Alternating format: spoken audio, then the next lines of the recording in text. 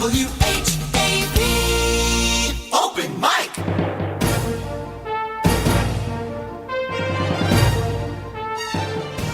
From the Edwin B. Johnson Newsroom, WHAV presents the Open Mic Show with Tim Coco. Make your voice heard. Call 978-374-1900. That's 978-374-1900. Or email tcoco@whav.net. It's 6:30, time for WHAV's Open Mic Show. I'm your host, Tim Coco. Chris Porter, the man with 5 radio jobs, or whatever the number really is now, is in master control. Thank you for joining us tonight, a week before Memorial Day weekend. And that means we're going to give away the Albee D's second-generation Italian bakery cake tonight, about 8:15. So let's go through this. If you know of a person having a birthday in June or a couple having an anniversary in June, this is your chance to help them win a free 7-inch cake, choice of vanilla or chocolate, from Albee D's second-generation Italian bakery, 140 South Main Street in Bradford. All you have to do is just call 978-374-1900, 978-374-1900, and just give your greeting, and we'll take care of the rest. We'll do the drawing around 8:15. All right. Now, there aren't very many entries in the hat, so you have a real good chance of winning. So this is your chance if you've been holding out. Coming up at about 7 o'clock after the local news, we're going to have with us Tom Spitalere. He'll be here to talk about the Hilldale Avenue Cemetery. We're going to get an update on where that project stands. You may recall that Phil Brown, a history teacher at Haverhill High School, had put out a request to raise about $5,000 on GoFundMe. Matter of fact, Chris, we have a slide for that. Those of you watching on television, and thank you very much to HC Media Channel 22, carrying WHAV on local Comcast television.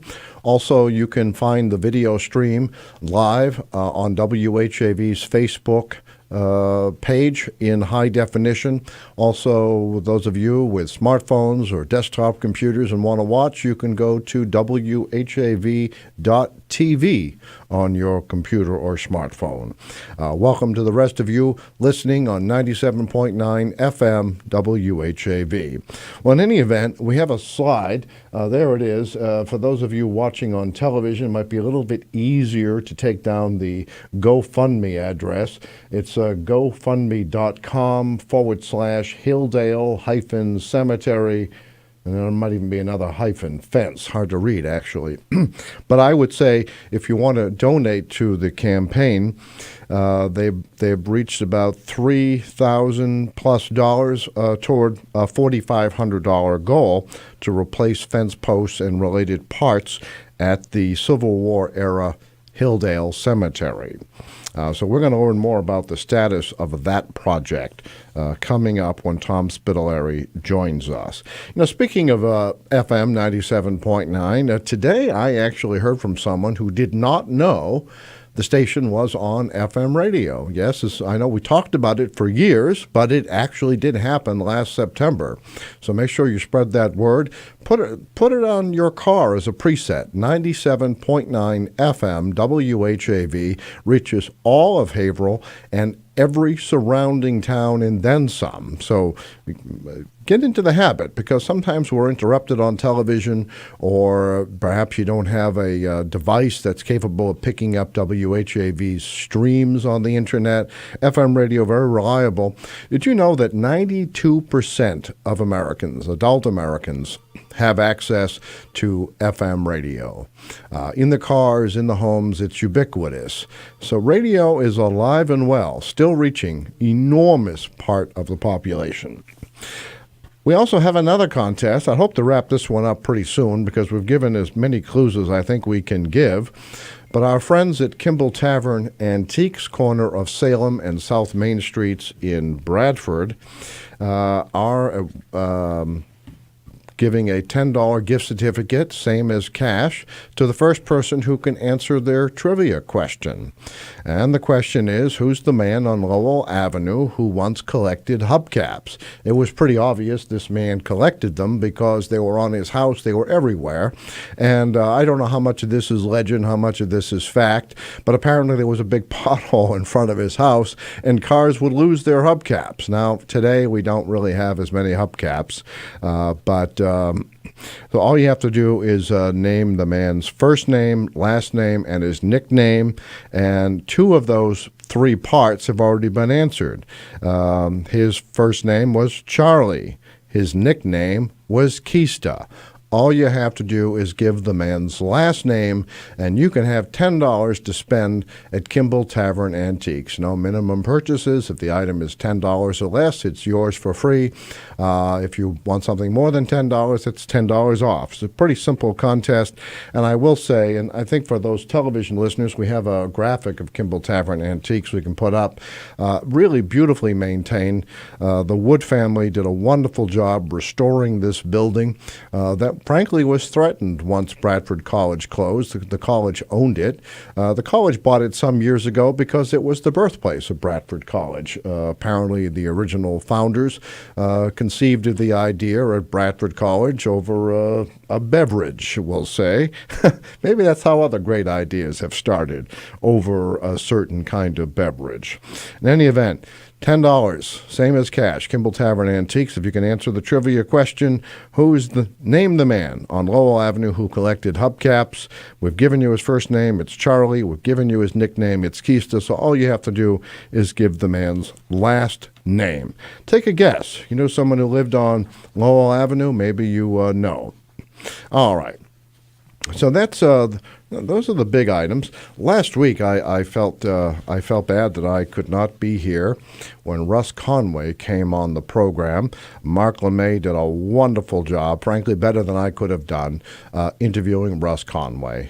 Mark is just right up there with the racing car hobby.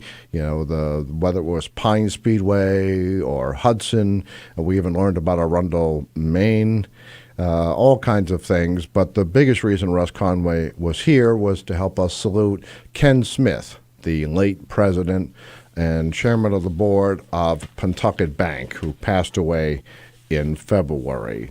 Those of you who are interested, by the way, we'll do this again because Ken was beloved.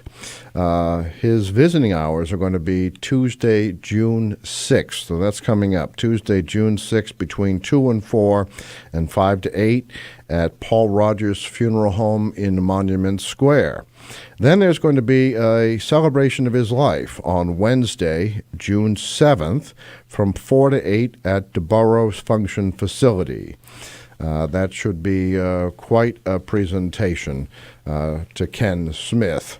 Very, very generous. He was on this program a number of times. He told the history of Pine Speedway, participated in the restoration of events at the former Pine Speedway in Groveland, put up a monument, had reunions every year, and that will continue. Also had a big role in the new I don't know if I have the name in front of me, the motor car, race car sporting museum up at New Hampshire Motor Speedway. So those are kinds of things. All right, we're going to take calls until our guests arrive. So open lines until 7 o'clock, 978-374-1900. Okay, you're the first caller. You're on the open mic. Hello. Yes, you're on open mic. This is Greg. How you doing? Oh, hi, Greg. How are you? Nice to hear from you. Good. I didn't get to hear last week Russ Conway. I said one of the things about Mr. Conway that a lot of people aren't aware of, yeah, he was an expert at the racing scene here in the Merrimack Valley, but a lot of people aren't aware that he is a Pulitzer Prize winner. That's right. Actually, we had that in our advance on the news and on the story. But he's a Pulitzer Prize winner. Also, a lot of people don't realize he's received. He's in the Hockey Hall of Fame in the media section, and he's in because he wrote the book that brought down Alan Eagleson. So you're on top of this, but So, you're well informed, especially in these areas. So, in his day, when the Eagle Tribune had more of a sports department than they have today, he was the writer. He covered the Boston Bruins, and he was probably one of the most respected hockey writer in North America. No, in order to be in the Hall of Fame, I would think so. So you're absolutely right. Yeah. What else is on your mind? That was one thing. I wanted to thank you for carrying the Haverhill High Sports. We didn't Hall of Fame. We did listen to that. Oh, great. And quality Carlos was pretty Pena, good, wasn't it? Yeah, it was. Carlos Pena. He was a classmate of my daughter's. Oh, really? And they're still 95, class of 95. I loved his story about how he was too modest to wear a Speedo, so he wore his baggies. Yes. When he was swimming. But he wasn't known for his swimming. No, I guess not, right? Yeah. And he's a nice guy. I had a few personal interactions with him when he was with the Detroit Tigers, and he was a good guy. He really was. And he kept in touch with my daughter when my daughter was serving in Iraq. He kept in touch with her, and that was appreciated. He's a good guy. Isn't that nice? Yeah, he seemed like a very warm person who remembered his roots very well. He told this great story about how when his family came here from the Dominican Republic, they didn't know quite what to expect and found Haverhill had embraced them. And that's always nice to hear. Yeah, and I got to meet his parents the first time he played at Fenway Park. I got to meet his parents, and they were like overwhelmed with the emotion and everything. But just you could see it was really pretty neat. But anyway, I just wanted to mention: can you nominate yourself for a birthday and anniversary? Absolutely. Okay. Well, I have a birthday in June. All right. So happy birthday! What's your birthday? 16th. The 16th of June. Chris, you got this down? All right. Well, okay. I told Chris. I know where you live, so we'll just put down. Oh. We'll put down Greg, and for the birthday.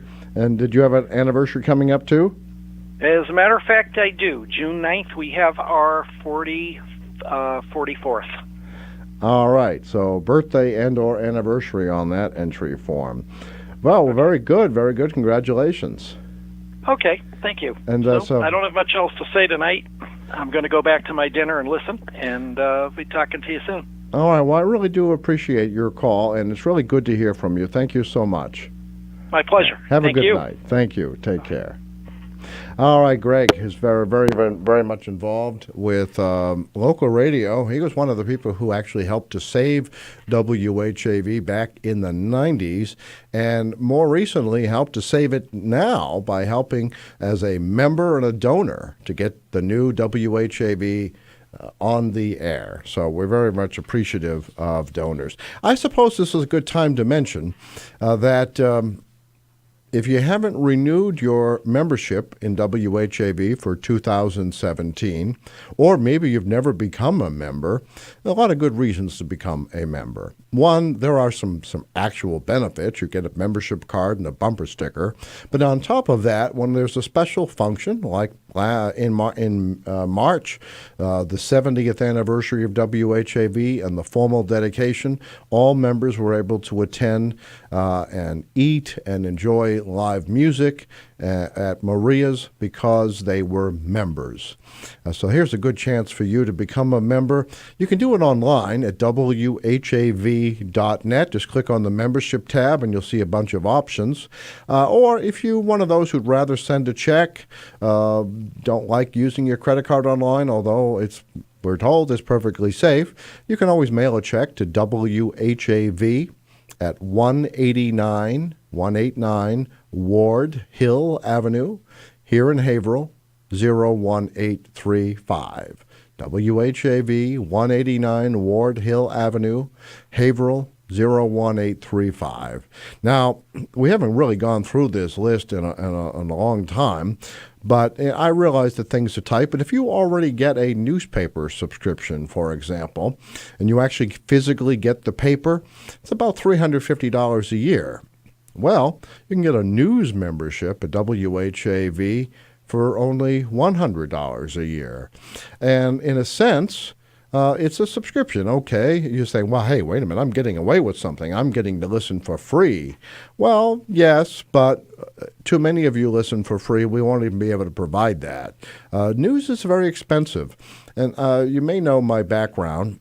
I started at the original WHAV in 1978 in the news department, and then I went to the Haverhill Gazette when it was a daily newspaper, covered City Hall for many years, went to the Daily News of Newburyport, where I still covered Haverhill as part of the region for the audience of the Daily News.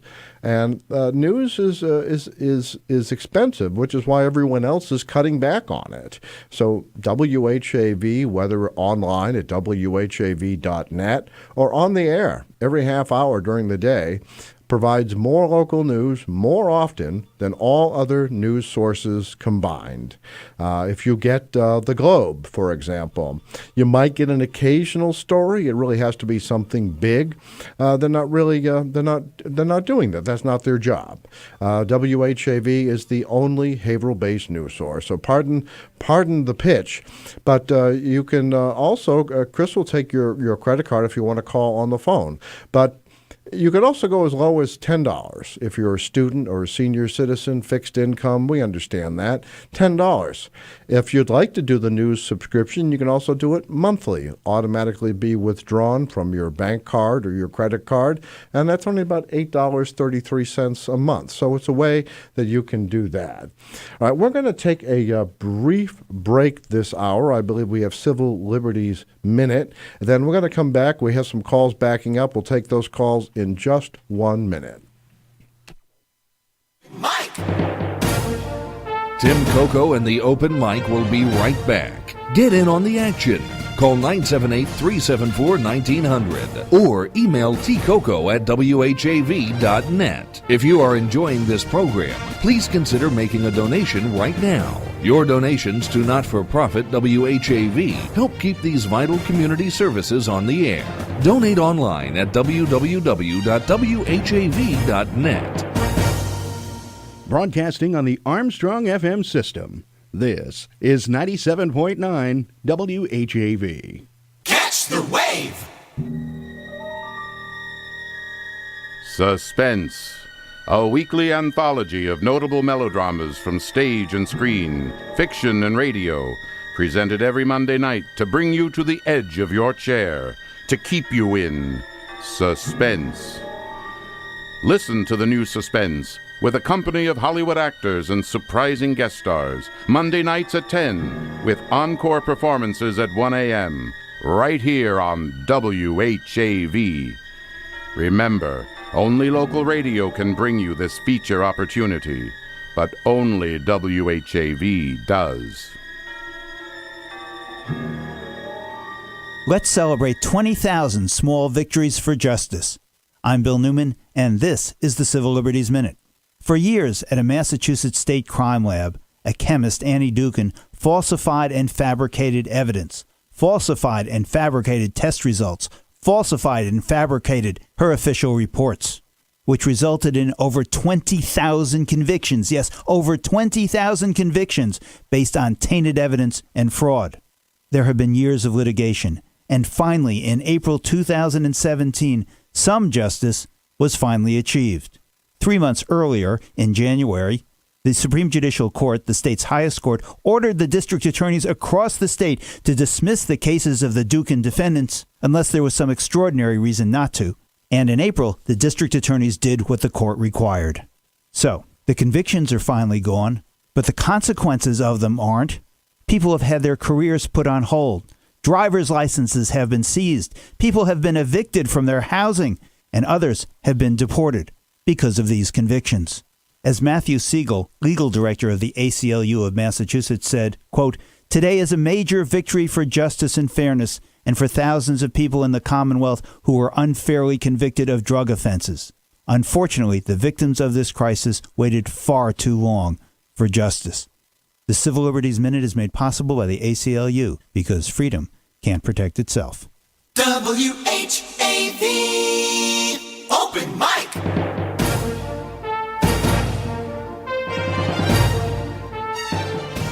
From the Edwin V. Johnson Newsroom, WHAV presents the Open Mic Show with Tim Coco. Make your voice heard. Call 978-374-1900. That's 978-374-1900. Or email tcoco@whav.net. About 10 minutes before the hour on 97.9 FM WHAV, this is the Open Mic Show. Just a reminder, coming up right after the local news at 7, Tom Spitalere is going to be here in the studio live to discuss the happenings at the Hilldale Cemetery. Hilldale, of course, dates back to just before the Civil War, and it's had a number of issues over the years that Tom has just spent so much time, attention, money, probably part of his lifespan to keep on top of it. And so we're going to learn more about that when he's on. Let's right now go right to the phones. I think we have Brian on the air. You do. And we do. See, I can read minds. No, Chris told me. Okay. Here, I forgot all about Greg's birthday. Oh, you would have called it in? I would have called it in. Well, okay. Well, tell you what. You'll make him feel better by you doing that birthday greeting, and we'll just credit the nomination to you. Enjoy your dinner, Greg. Don't. All right. Yes, actually, the team of Greg and Brian to save WHAV. You're right. All right. No, I didn't. Well, you were one of the people out there supporting it and keeping the memory of it alive. And by participating in this show, you kept WHAV literally alive, so we appreciate that. And I'm still waiting for the T-shirts to come out. The T-shirts. I say, at WHAV FM, tell your friends.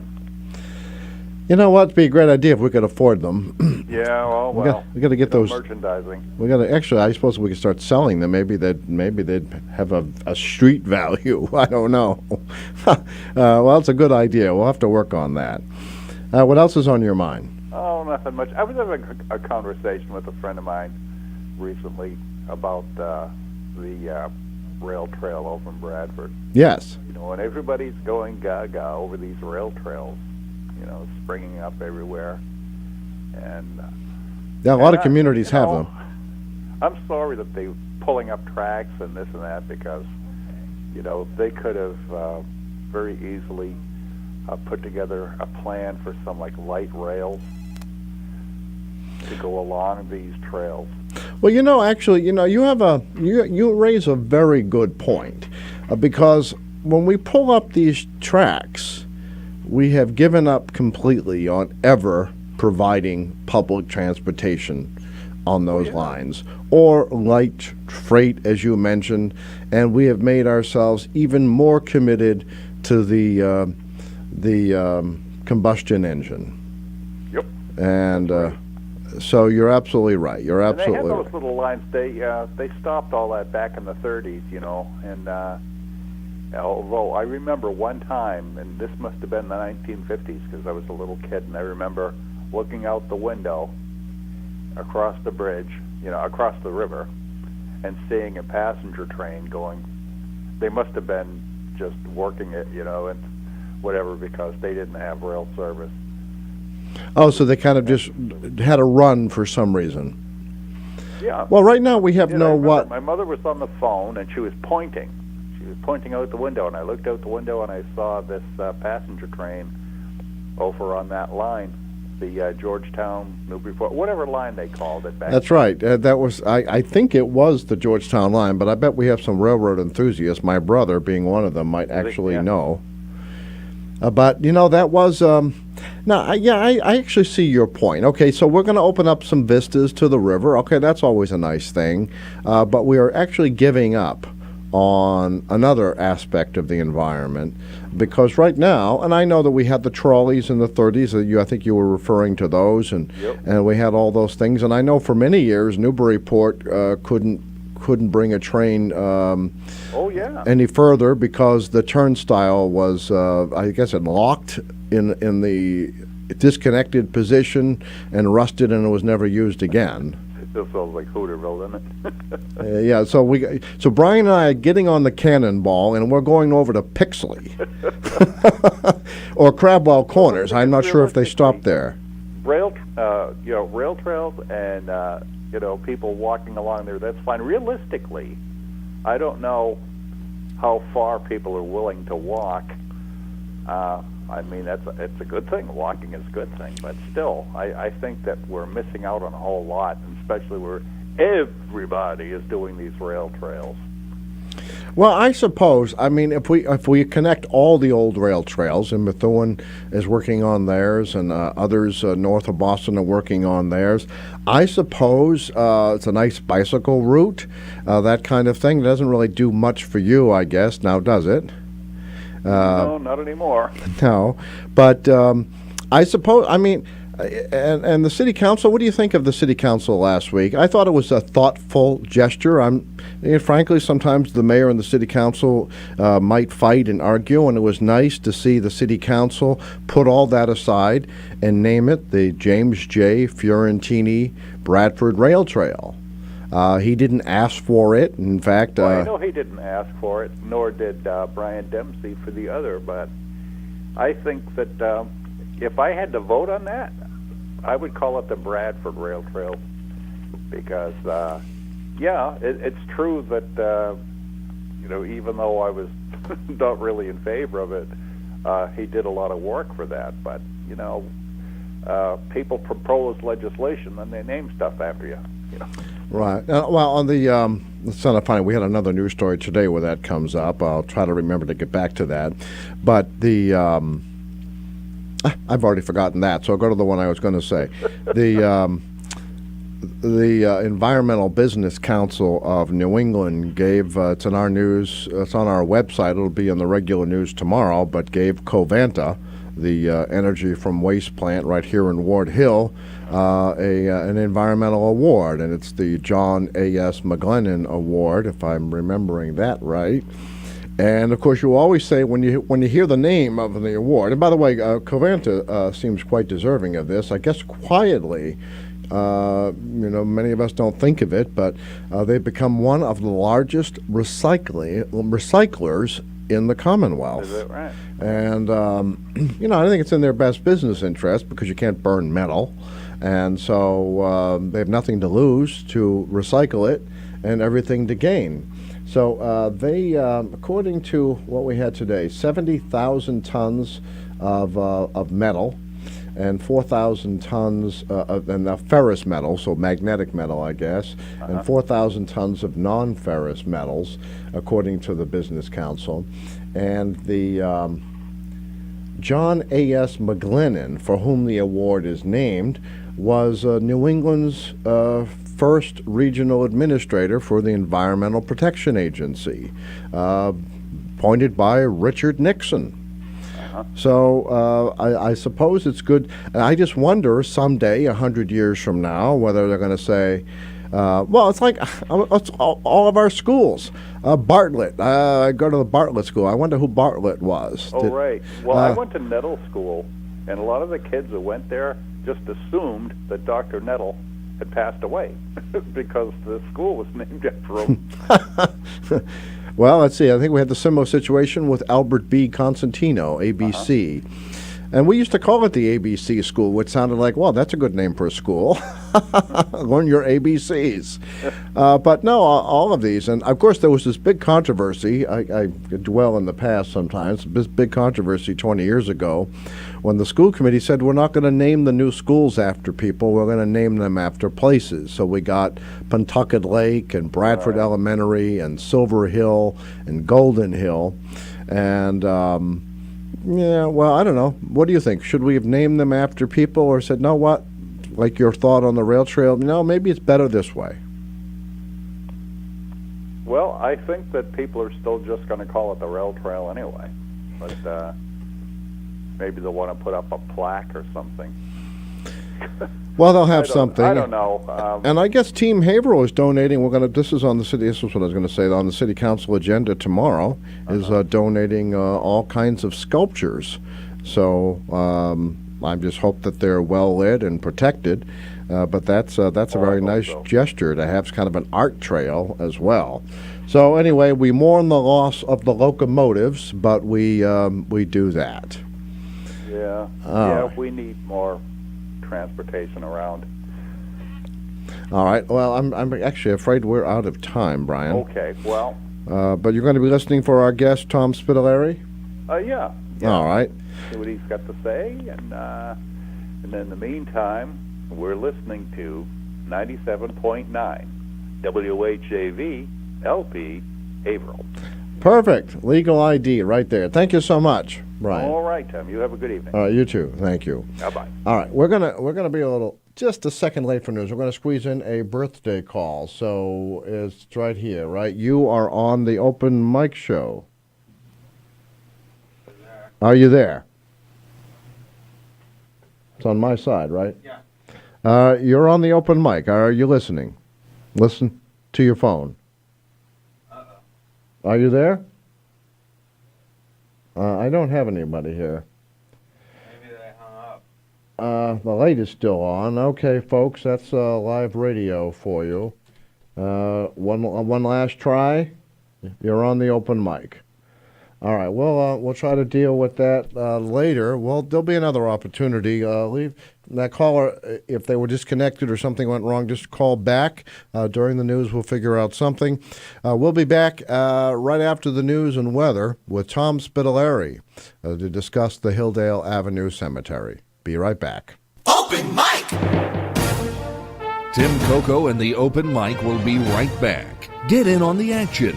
Call 978-374-1900 or email tcoco@whav.net. If you are enjoying this program, please consider making a donation right now. Your donations to not-for-profit WHAV help keep these vital community services on the air. Donate online at www.whav.net. It's 7:02. WHAV LP Haverhill.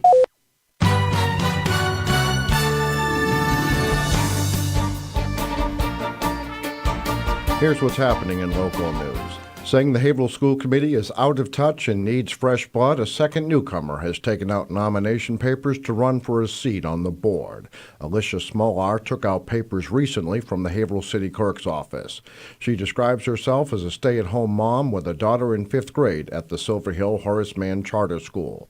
While she has long believed the school committee needs new members, she made up her mind to run after observing members during the last board meeting. And I would like to see more of like an involvement and, engagement when someone's getting up there to speak and talk about what they're doing with passion rather than just someone just gazing off. Smolar, a Mount Washington neighborhood resident, said she has served on Silver Hill's parent-teacher organization and delivers a unique perspective. I am involved in some of the activities that occur at the school and very active, back and forth with things that are going on with the school. Referring to what she perceived as a lack of member interest in the presentation about the high school's Model United Nations program, she said current school committee members need to stay on top of current events. Smolar said she plans to make regular school visits if elected. Get in there, see what the concerns are for each individual school, see what their needs are, what they think is lacking. As previously reported by WHAV, the only other school committee candidate to pick up nomination forms was Katrina Hobbs Everett, who ran for city council 2 years ago. None of the existing school committee members, Paul Magliacchetti, Maura Ryan Ciatadello, and Sean Toohey, have yet taken out papers for the fall election. Toohey is filling the unexpired term of Joseph Bevilacqua, who resigned from the school committee last year after being elected to the city council. 23 years ago, Hale Hospital trustees rejected an offer by Brim Healthcare to buy or manage the city-owned hospital. Although diluted after several corporate mergers, the company is expected to join in ownership later this year of what is now known as Holy Family Hospital Haverhill. Current hospital owner Stewart Healthcare of Boston announced Friday it is merging with IASIS Healthcare of Franklin, Tennessee. IASIS Healthcare bought Brim's hospital business in 2010. The merged company will operate under the Stewart name and make the company the largest private for-profit hospital operator in the country. In the spring of 1994, Brim leaders visited Haverhill leaders. Following the meeting, then Brim Vice President Terrence Johns summarized the outcome in a letter.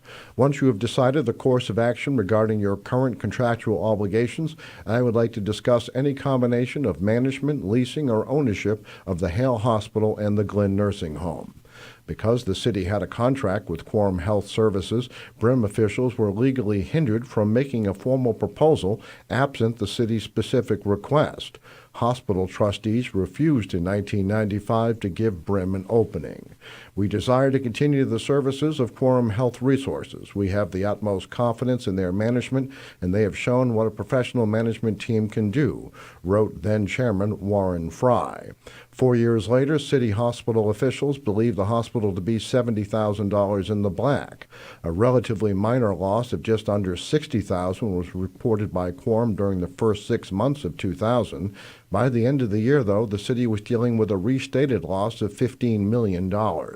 Haverhill sold the hospital to Essen Healthcare, the only bidder, for $3.5 million. Haverhill retained construction debt and employee pension and health insurance liabilities and settled its lawsuit against Quorum for $2.8 million. Stewart bought what was then known as Merrimack Valley Hospital from Essen in 2011. Following the merger with IASIS, Stewart will have 36 hospitals across 10 states, managed care operations in Arizona, Utah, and Massachusetts, and projected revenues of almost $8 billion next year. Remember, WHAV is the only Haverhill-based news source. There's always more at WHAV.net. In the Edwin B. Johnson newsroom, this is Tim Coco. From Feature Story News in Washington, I'm Rebecca Foster. The leaders of the U.S. and Israel took a combined tough stance on Iran Monday during a joint press conference in Jerusalem. Meanwhile, Donald Trump's former U.S. National Security Advisor Michael Flynn is refusing to hand over documents to Congress. And the UN has reported a drop in violence in Syria following the establishment of de-escalation zones. Wave weather.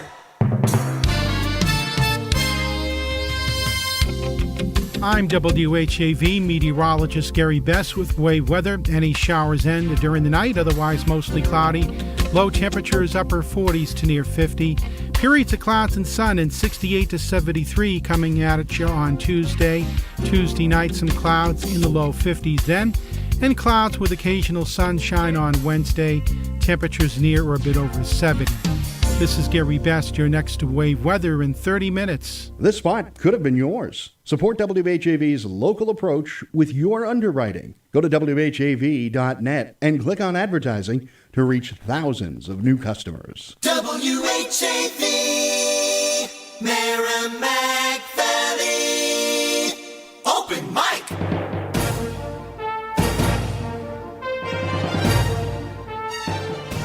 From the Edwin B. Johnson Newsroom, WHAV presents the Open Mic Show with Tim Coco. Make your voice heard. Call 978-374-1900. That's 978-374-1900. Or email tcoco@whav.net. Okay, we're back on the Open Mic Show, 97.9 FM, WHAV. We're going to take a birthday call, but while we're doing that, we have Tom Spitalere here, but no one can see him on television. So Chris is going to move the camera, and I'm going to take the birthday call. You are on the Open Mic Show. Now you're on the Open Mic Show. Hi. Well, so you have some birthday wishes to call in? Yes, I have. One is June 1st, and the second, that's Ann on June 1st. The second one is my sister-in-law on the 15th, and the 29th is my brother Michael. So it's Ann, Sharon, and Michael. Oh, wonderful. All right, so we have three separate entrants to the Albee D's Italian Bakery Cake Contest. So we have a nice combination there. Have you called the Open Mic Show before? Yes, I've called a few times. This was a while ago, though.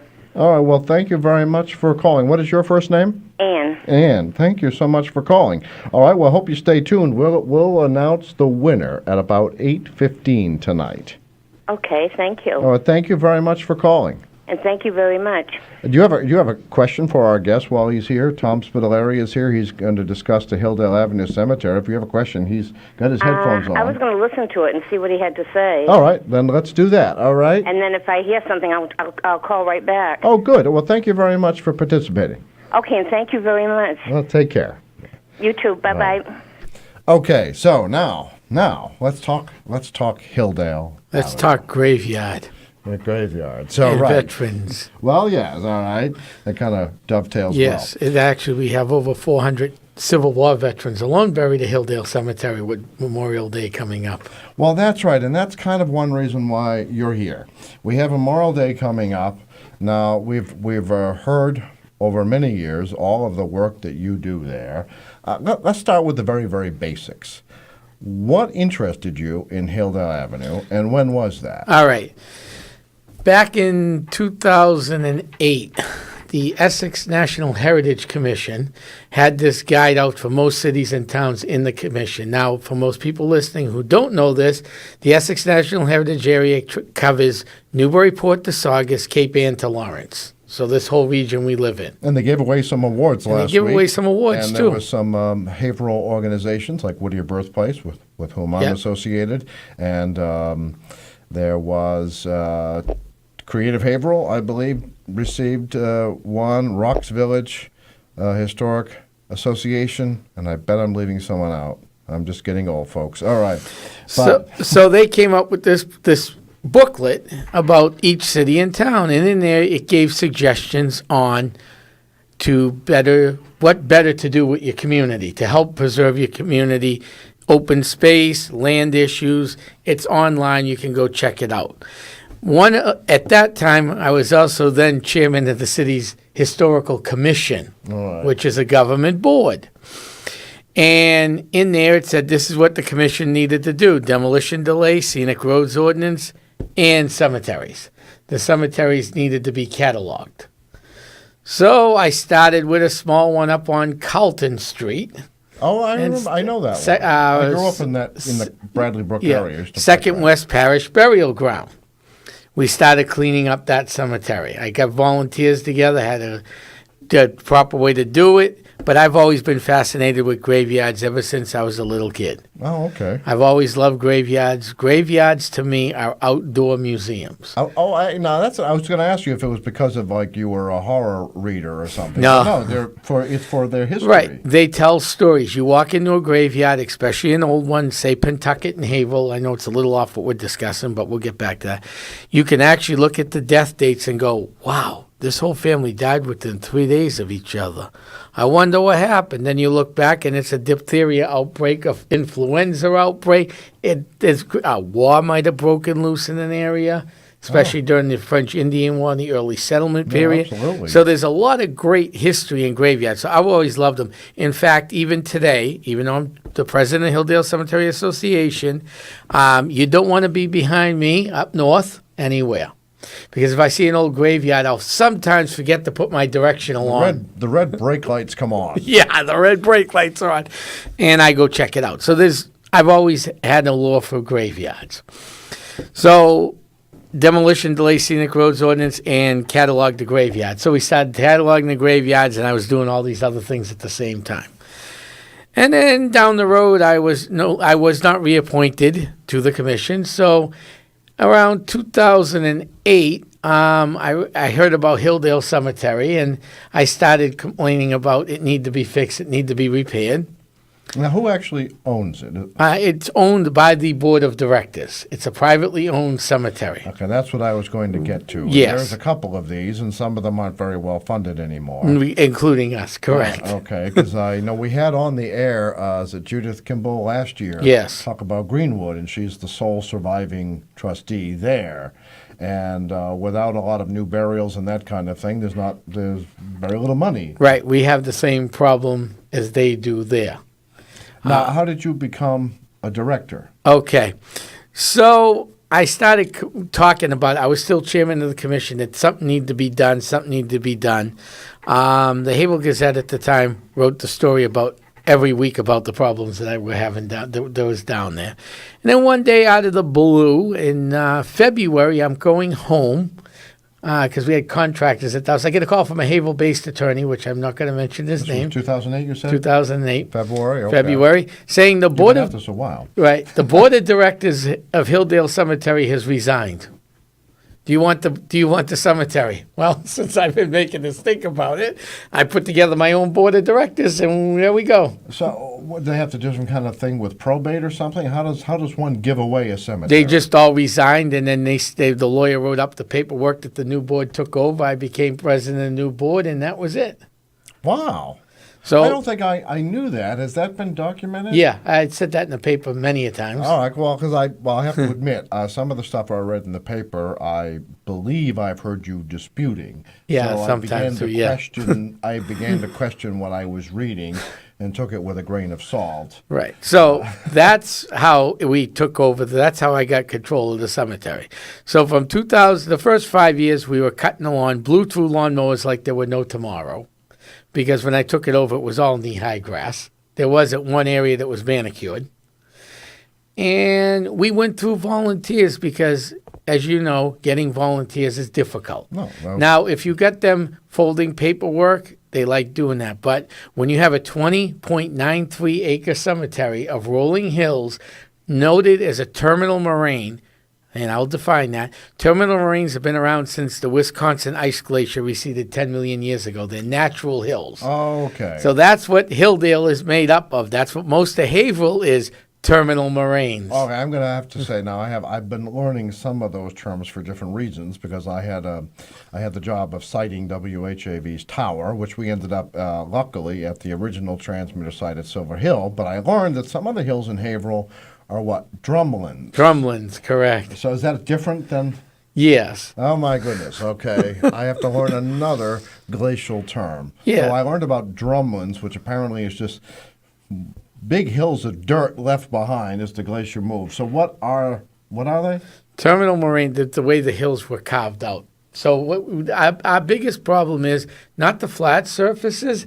We got graves on the side of hills. Some of them have fallen over.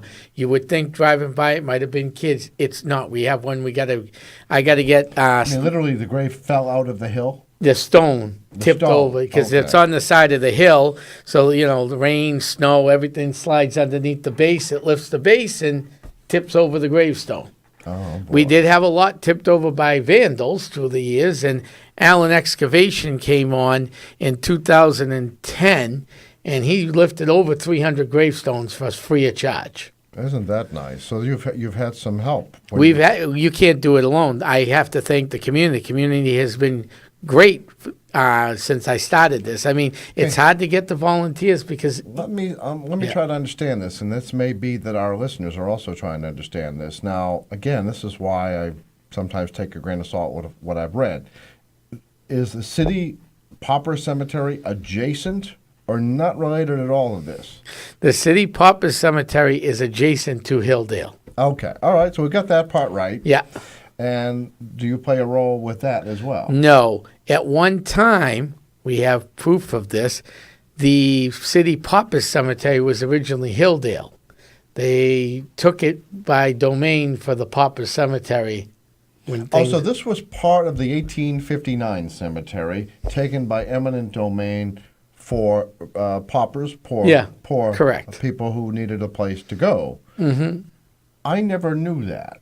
And I bet a lot of other people didn't understand that. And when I first took the cemetery over, I'm no stranger to a lot of different things, as most people have probably listened know who I am anyhow. I'm not a stranger to a lot of different things, but I had a head spin when I took this over. I thought it was a simple problem to fix Hilldale, to be honest with you. So then my original board... What do you think the simple problem was? I thought it was just cutting the lawn and raising a couple bucks. I just didn't think they had the go to do it because it was an older board. Well, when I took it over, there was very little to no money. There still is very little, and no lawnmowers and no lawn equipment at all. Oh, all right. So would you have to beg, borrow, and pick up off the side of the road that said free? And I had a trustee that's no longer with me. He got tired. He just got, people get tired after a while, and you have to replace them. He would pick up a lawnmower that was burnt out on the side road and kind of fix it up till it died again. Oh, all right. But we did what we had to do to get it going. My brother does some of those lawnmower Yes, repairs. he does I don't now. know if he did any of these, but... No, he didn't touch those. He wasn't doing that at the time. That's how long ago that was, Okay, Tim. that's how long ago. So, well, you really bit off a lot there, didn't you? Yeah, and then we started fundraising. We started off well, and then, fundraising's like everything else, as you know, very hard to do. You got to keep changing it up because if you do the same thing, it gets old. no matter what it is. Well, actually, if I may digress on that, one of the problems I found, it's true in Haverhill, maybe it's true everywhere. The first person that comes up with a great new idea loses it to every other organization in the city. I mean, I don't know how many years ago. I mean, I'm sure we've always had silent auctions, but they got popular. Suddenly, everybody had a silent auction. And every group was having trouble getting the same attic goods from everyone else. And so then that went away. And then everybody had wine tastings. And frankly, it's a little tired and stale. So what did I do? I did something that I was doing as a hobby. I started paranormal ghost hunts down there. All right. See, that is original, and apparently no one wants to copy it. No. What are they, superstitious? I don't know, but we've been doing very well down there, and then, things stayed well, and we just had a Parafest outside the city to raise money for the cemetery. We grossed over $2,000 in one day. Wow, a Parafest. Yeah. It's like for people listening at home that don't know what it is, it's like a Comic-Con. Oh, okay. Well, I didn't know. Except we have, how you have a Comic-Con, you might have 1 or 2 speakers. We line up 6 or 7 speakers. Because we've got a number of guests on this program that have participated in those, so I didn't know that. Tell you what, can you hold one moment? Well, Chris, we're going to take a brief break, about a 1-minute break for Community Spotlight. We'll be back with Tom Spitalere on the Open Mic Show in just a minute. Open Mic! Tim Coco and the Open Mic will be right back. Get in on the action. Call 978-374-1900 or email tcoco@whav.net. If you are enjoying this program, please consider making a donation right now. Your donations to not-for-profit WHAV help keep these vital community services on the air. Donate online at www.whav.net. Stay informed each day with local news, coupled with FSN's worldwide coverage. 97.9 WHAV is the only Haverhill-based news source. There's always more at WHAV.net. If you're looking not only to make money, but also to make a difference, 97.9 WHAV wants you. WHAV, the only Haverhill-based news source, seeks enthusiastic, creative, and disciplined on-air underwriting and web advertising representatives. Account executives are responsible for developing and supporting WHAV's radio, digital, and non-traditional sales and development strategy. Prior sales experience is desired, but some training will be provided. Receive a generous and above-average commission rate and opportunities for growth. To apply, visit WHAV.net and click Contact and scroll down to Jobs. Otherwise, call 978-374-2111, extension 111. That's 978-374-2111, extension 111. Make money and make a difference at 97.9 WHAV. Community Spotlight.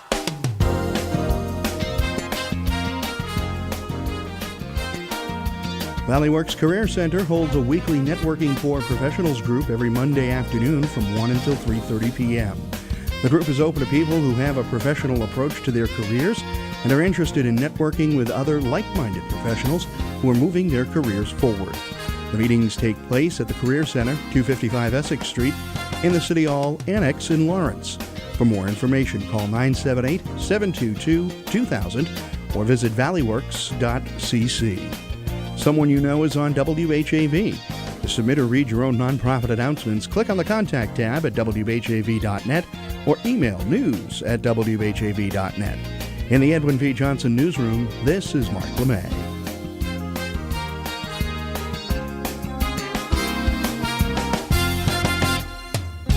WHAV. Open Mic.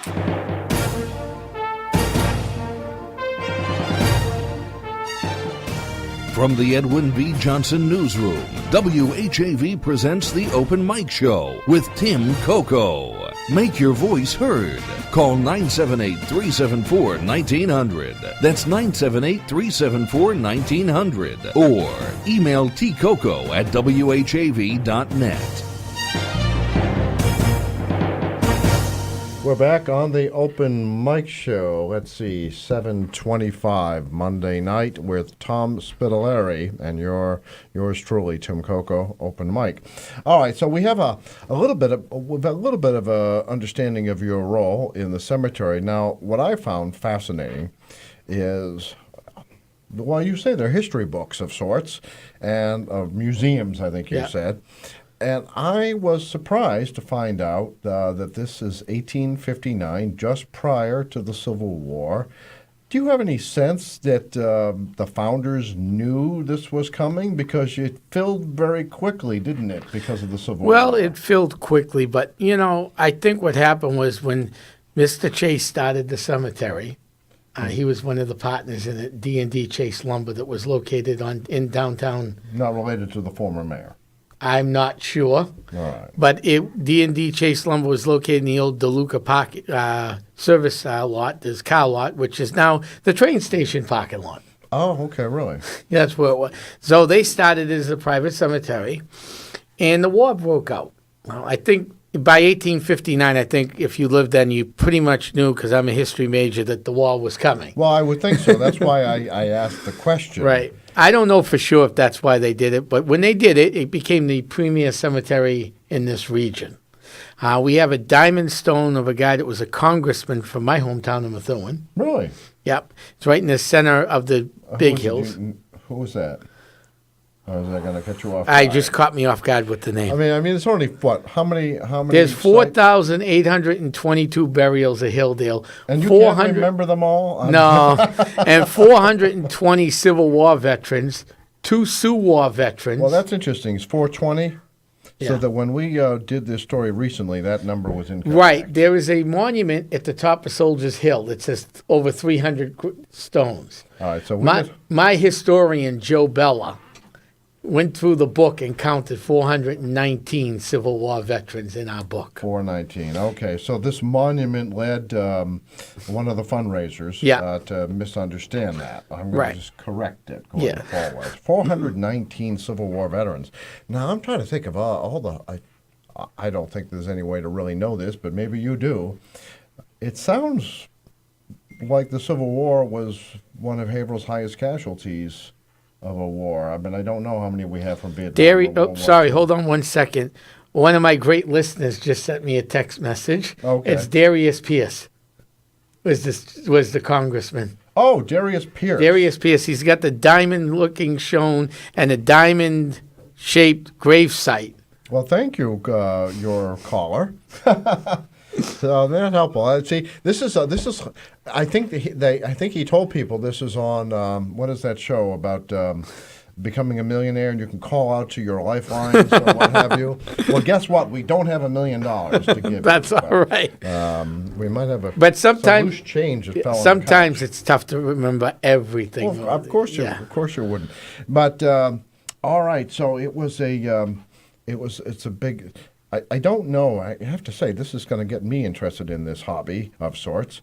That how many veterans do we have scattered throughout the city? I imagine that I could not honestly tell you. And I imagine when the European wars, some may even be buried overseas. So yes, that's kind of hard to say. That is correct. All right, now we have a new hobby. All right. I don't need any more hobbies. I don't know about you, Tim. I got not a lot of free time. How about you? You got a lot of free time? Not really. No. I didn't think so. But I do write occasionally, and David Goudswood writes most of them. The Haverhill Heritage series. Yeah, I know David. Where we do you know? It's occasionally we'll look up some obscure topic. For example, one of the ones I wrote was Haverhill's robber barons, the people who ran the gas company back turn of the last century. But on this particular project, just so we don't keep you all night. Yeah. On this particular project, there were some recent needs that came to the Yes. attention. Phil Brown was helping you with some fundraising. Yeah. And he was looking at the fences. All right. Let's get that other call before they hang up. Looks like we're going to have some calls back. Yeah, that's fine. I'll take them. I'll stay with if we have to. Not a big deal. We'll get through this. But the fences, they're what, wood with... wood with granite. And it wasn't replacing the wood. We didn't have trouble with that. It was replacing the grommet, the steel grommets. Okay. They had to be prefabbed and made by hand. So anything you do and made by hand and prefabbed, And so it becomes expensive. It becomes an expense. So Phil started this, and there's a $150 donation, which gives you a bronze, silver reward, and Ernie Young's new book, The Hillies. Oh, that's right. That's right. He created some. There's some incentives. Yeah. And then the $100 silver one gets you a sponsor section for $100, a customized brass label which will be placed on the fence. With your inscription donated, will also receive a bronze reward, and also Battlegrounds gift certificate, and a free the $50 gives you a free copy of Haverhill's 375th anniversary of Haverhill book, and a $10 gift certificate to Battlegrounds, which they have generously donated Battlegrounds with these gift certificates. Okay, I think when we did the original story, Battlegrounds just came aboard. They weren't on board yet. Yeah. So for each class, Battlegrounds Coffee is giving away a $10 gift certificate. So, all right. So that goes in addition to everything else. Yes. So the Haverhill 375th book, the which is called what? Ships, Shoes, and Mills. Ships, Shoes, and Mills. Yep. And then there's the brass label on a fence rail for $100. Yes. We are going to do those. Yep. Actually, we're thinking not on the fence, but because they're gonna fall off. Oh, okay. So in 5 years, they're going to forget who you are. We don't want them to forget. So we're thinking of putting them up in front right next to which I'll get into in a minute, where the map board is, so in a prominent location so people can see them. Oh, all right. And then Ernie Young's new book. And I'm hoping, by the way, if Mike is listening, I have every intention of getting back to you because I want you on this program with your dad. And we'll talk about the Hillies' 125 years of Haverhill football. And that's for donations of $150 or more. Yeah, that'll be I can't wait till that book comes out. Well, I give you credit because obviously people care because raising most of your goal relatively quickly, but we're still a little short. So they can, Chris, if you'd put on the TV screen, and we'll tell listeners this as well. We did a little preview for television listeners, viewers, radio listeners will have to tell you, but there is a GoFundMe site.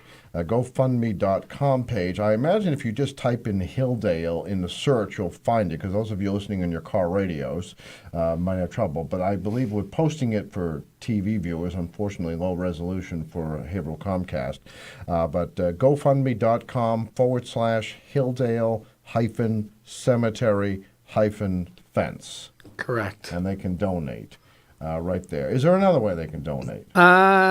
They can also, if they need to and they don't want to go through this for the fence or any donation, they can send it to 67 Currier Street, Methuen, Mass., Hilldale Cemetery. Hilldale Cemetery, care of Thomas Spitalere. Yeah, 67 Currier Street. If you just say TC, TS, they'll find you. Yeah. And then as 67 Currier Street, Methuen, Mass. 01844. 67 Currier Street. Now, why do you care so much about Haverhill? I care about, when I got involved, I was always involved in communities ever since I was involved in Methuen. At 18, I was appointed by then Mayor DeZoglio to the Historical Commission in Methuen. So I have a long before I came to Haverhill, and then I used to work campaigns with my grandfather when I was younger from Boston all the way up to New Hampshire. All right. So I was always you care about history. Yes. You don't necessarily recognize the borders between our communities. To me, when it's history, there is no borders. All right. I'll tell you what. We can continue on. Chris, do we have I think we have a caller on hold, and I'm not sure. We're going to try to squeeze this in before the weather. You are on the open mic. Are you there? Chris, do we have that one potted up? All right. You're on the open mic.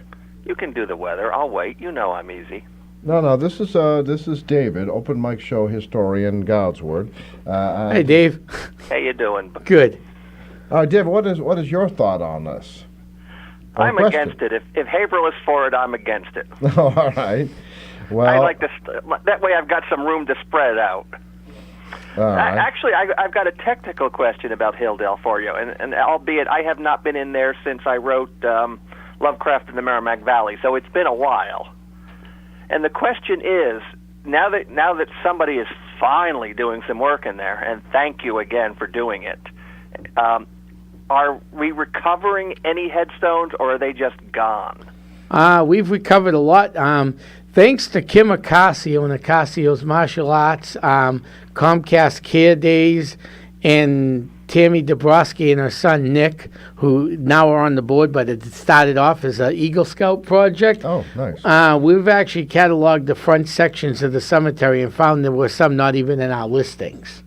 Oh, really? And we've actually found stones that were buried. I was just going to ask you.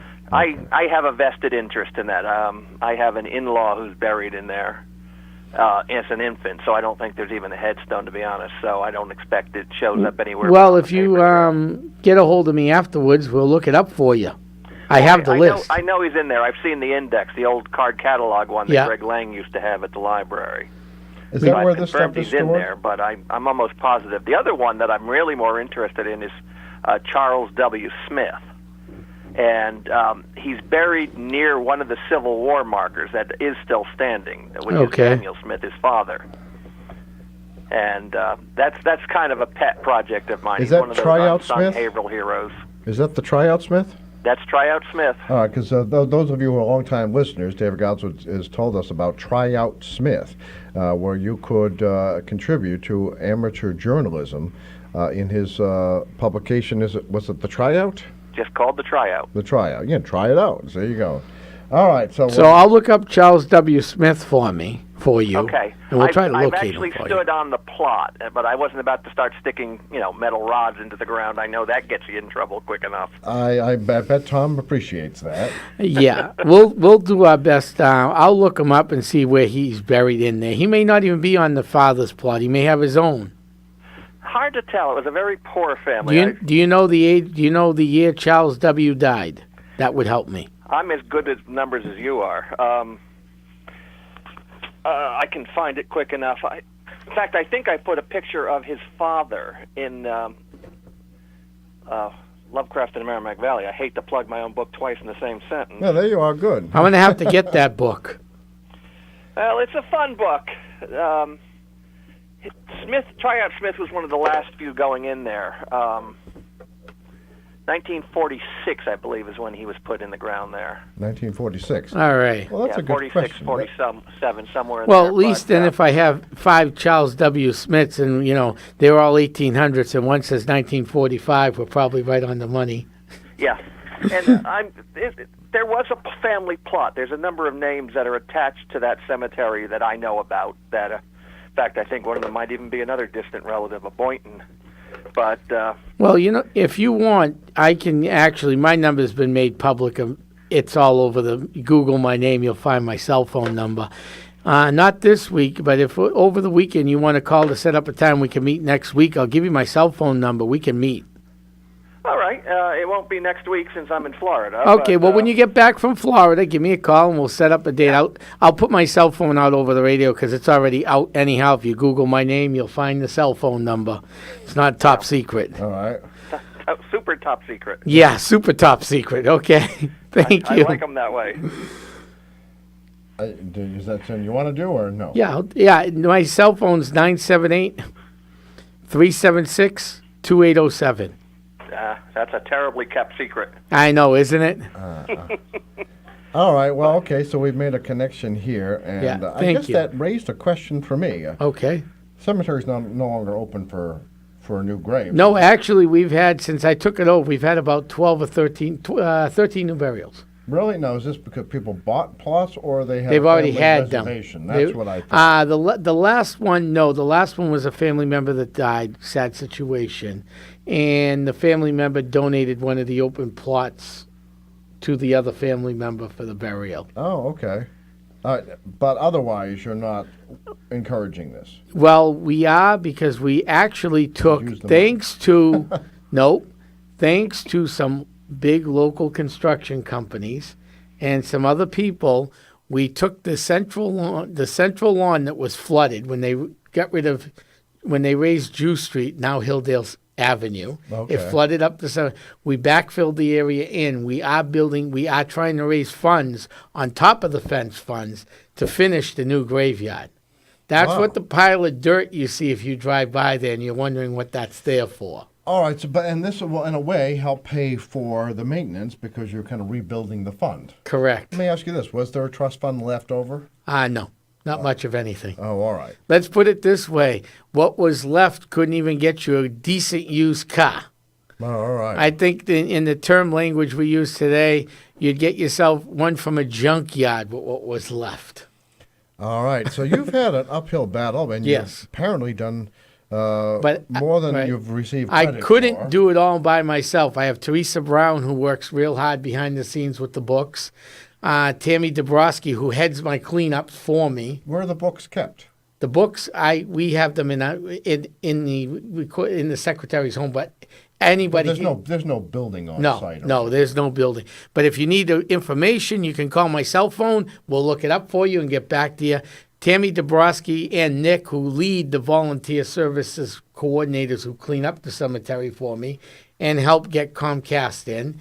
Acasio's True Martial Arts, it spends every spring and fall for the last 6 or 7 years there cleaning the cemetery every couple weekends. And then, of course, Stevie Allen from Allen Excavation, who actually lifted the 300-plus gravestones for me. And he's the one who works for the city? Yes.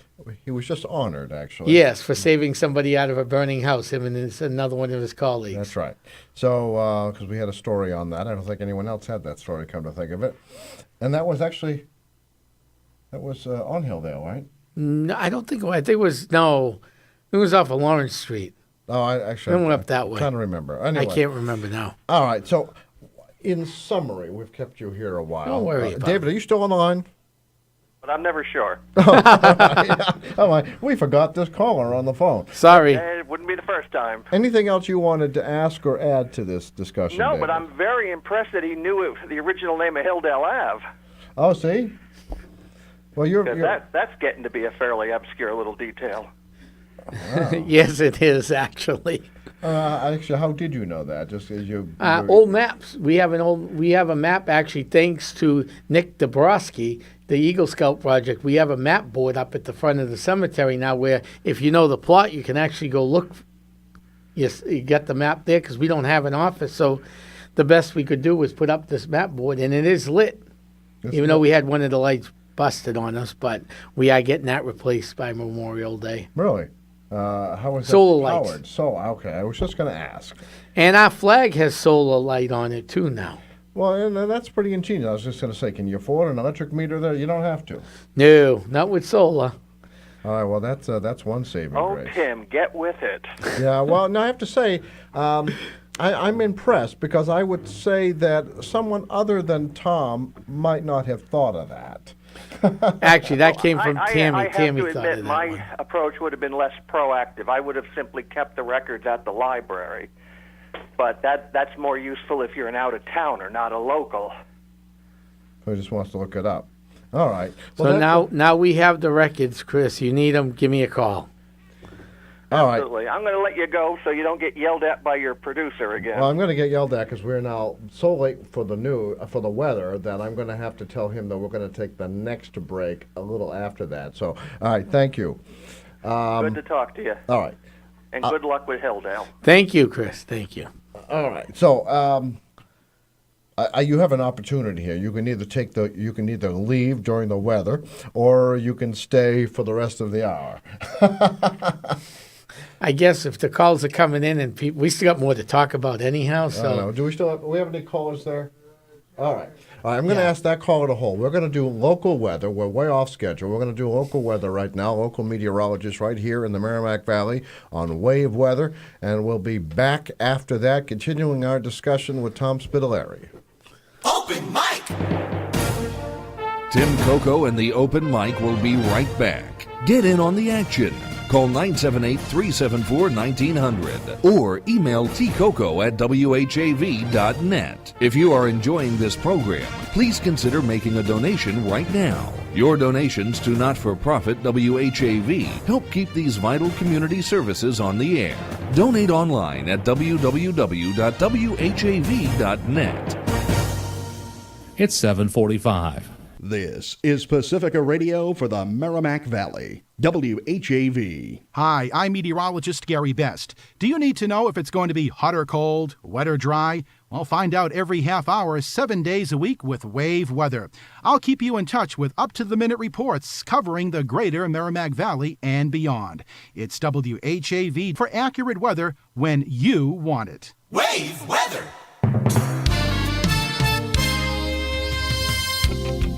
I'm WHAV meteorologist Gary Best with wave weather. Any showers end during the night, otherwise mostly cloudy. Low temperatures upper 40s to near 50. Periods of clouds and sun in 68 to 73 coming at you on Tuesday. Tuesday night, some clouds in the low 50s then. And clouds with occasional sunshine on Wednesday. Temperatures near or a bit over 70. This is Gary Best. You're next to wave weather in 30 minutes. WHAV Open Mic.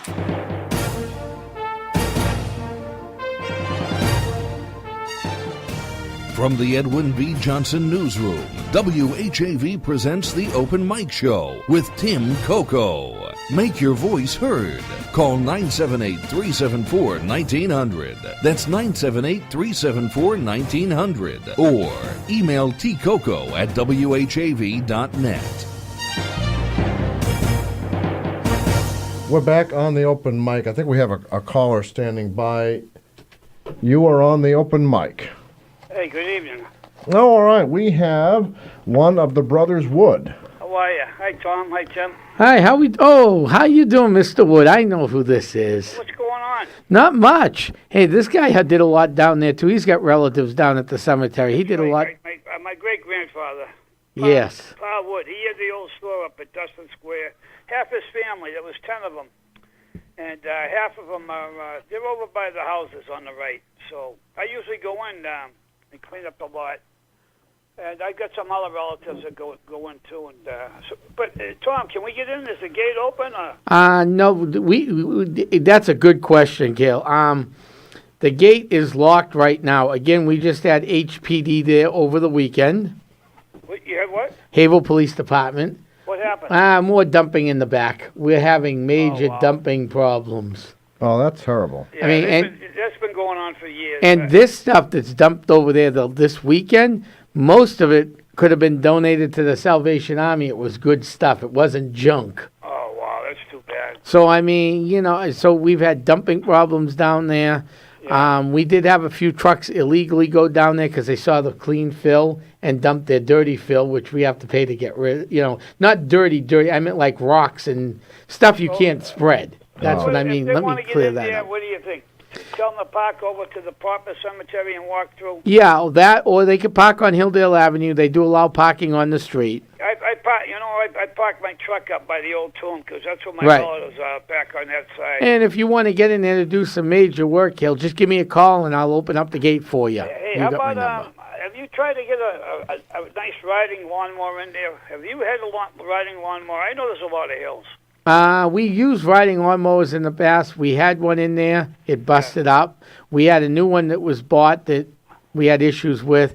I mean, the riding lawnmower is good for the street, the roads, and the flat areas. But the hills, it's push mowers and weed whackers. No, I ran Riverview Cemetery in Groveland. I retired out of there, and that's basically all hills. That's all hills. Yeah.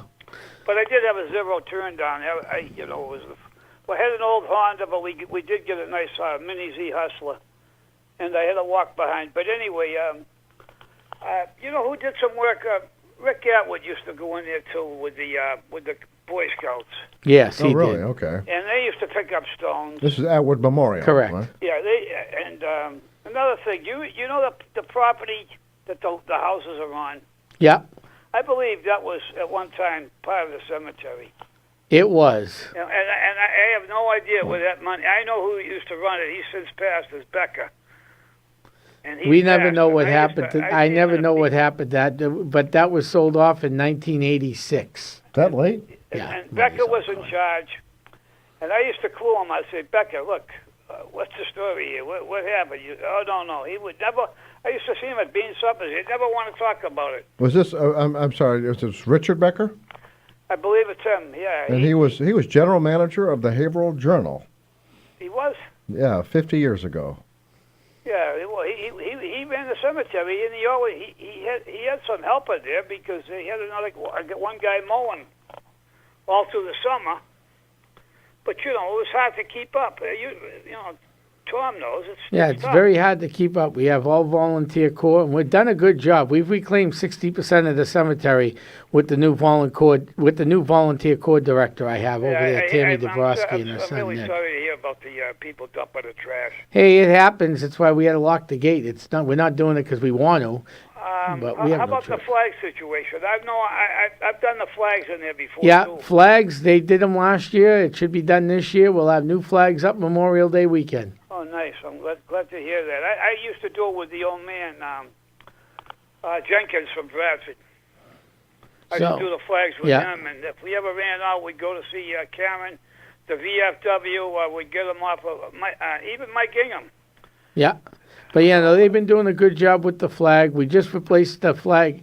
We had the flag bust up this winter from the heavy wind. The rope snapped on us. Oh, really? Yeah, so we just put the flag back up this weekend, actually.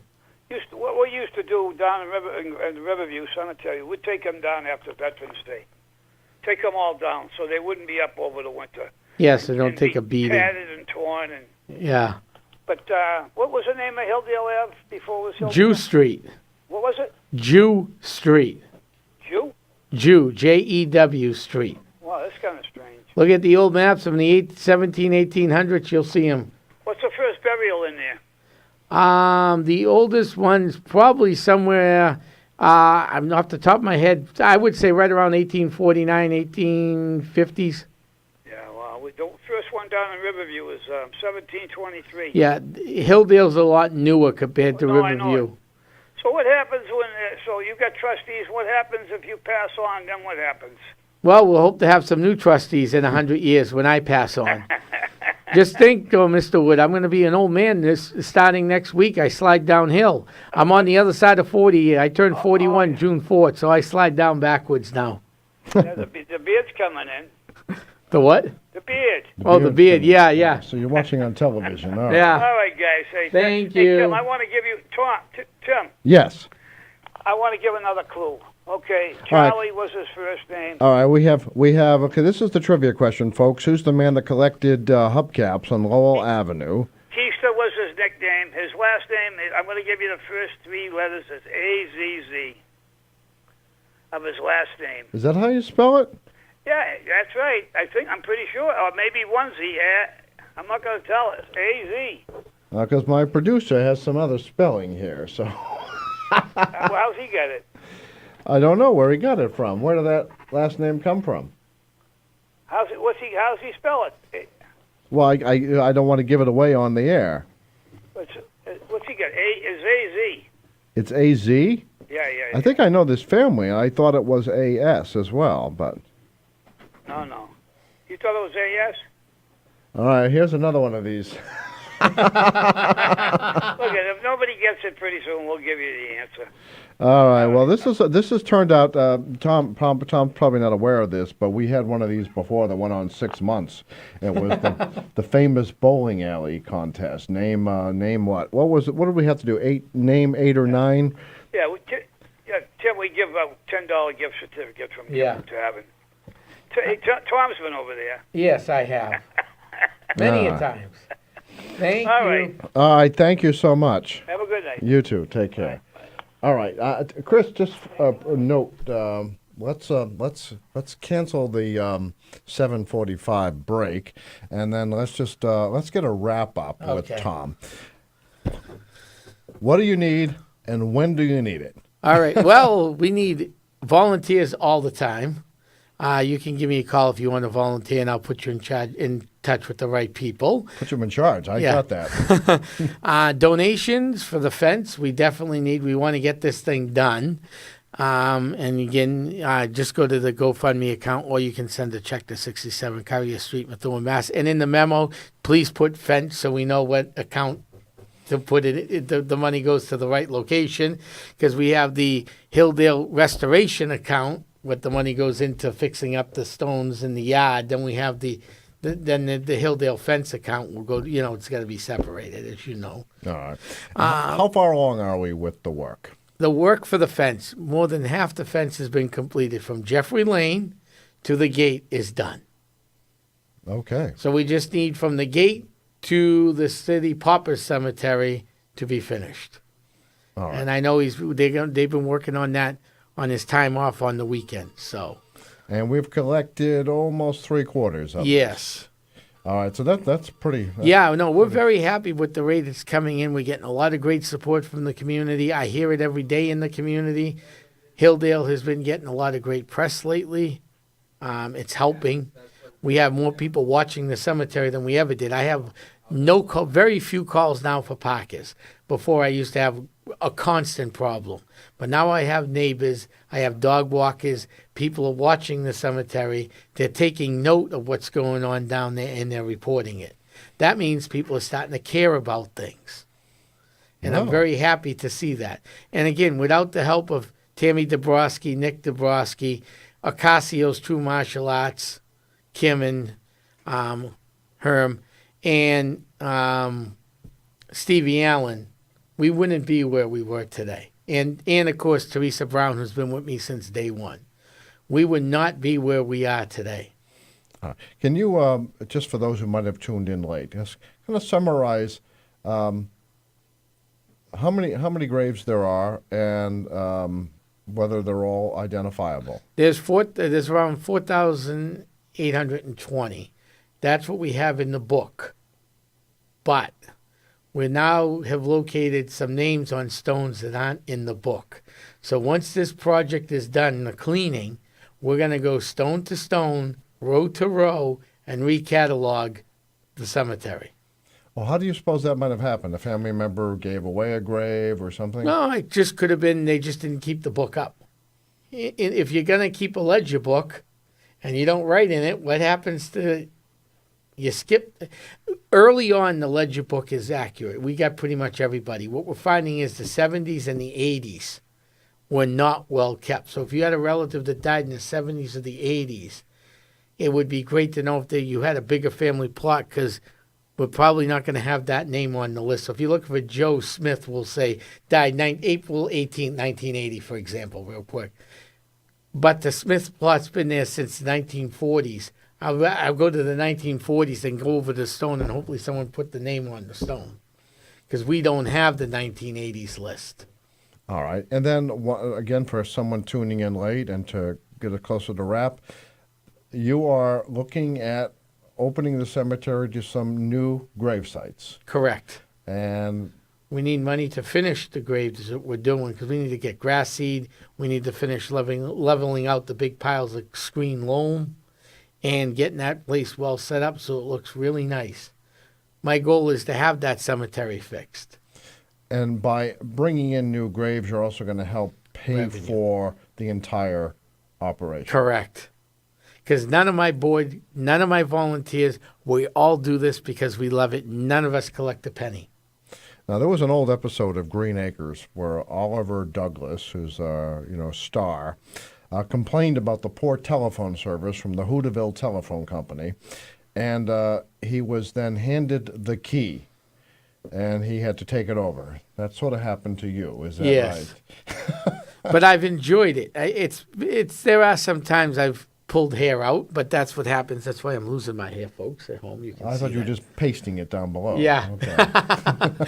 But all in all, it's an enjoyable thing. It's fun to be down there. It's fun to run the fundraisers. We meet a lot of great people running the ghost hunts we run down there. We don't bother anybody. They come, they go. They respect the graveyard. The people who come love what they do, just like I do. And we're always looking, if you want to help us out, even if it's only once, you want to just help us out for one day, give me a call, because we always have cleanup. We'll have cleanups all through the summer. During the week, sometimes we do have cleanups, but they're never scheduled. It's whenever my volunteers can get down there, because people do work too. So they do this after work, between doing their own yard and everything else that you got to do for your own house. Of course. They're helping me down there, which is greatly appreciated. And, if you want to come down just for one day and help me out, the help is all greatly appreciated, and it will help the cemetery. It'll clean the place up and will beautify a section of the city again. Tell you what, I'm going to throw this out to you. WHAV's Community Spotlight is heard every hour, quarter past the hour, 7 days a week, 24 hours a day. When you're having an event, would you please let us know? I will. And we will make sure that you get the attention for this deserving Thank you very much, Tim, for having me on tonight. I greatly appreciate it. No, we thank kept you long overdue here, but I'm a little short-winded, and if you don't really know me, I'm a shy guy, so this was tough. Oh, was it? I'm just kidding. Oh, okay. All right. So much for that. Thank you. All right.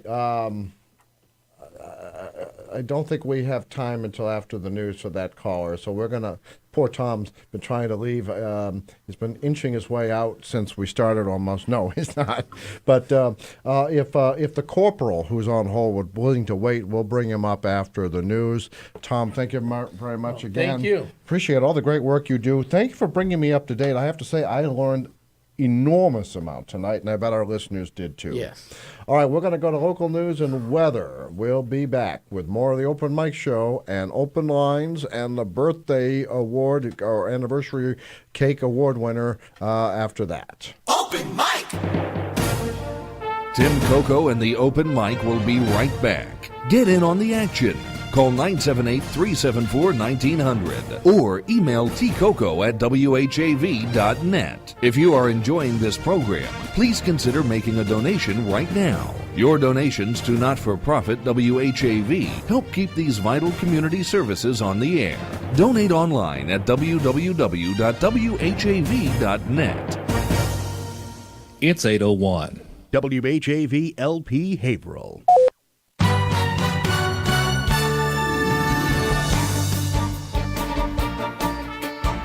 Here's what's happening in local news. Almost a year after City Council asked the mayor to create a dedicated field for the Haverhill High School girls softball team, there appears to be action on the project.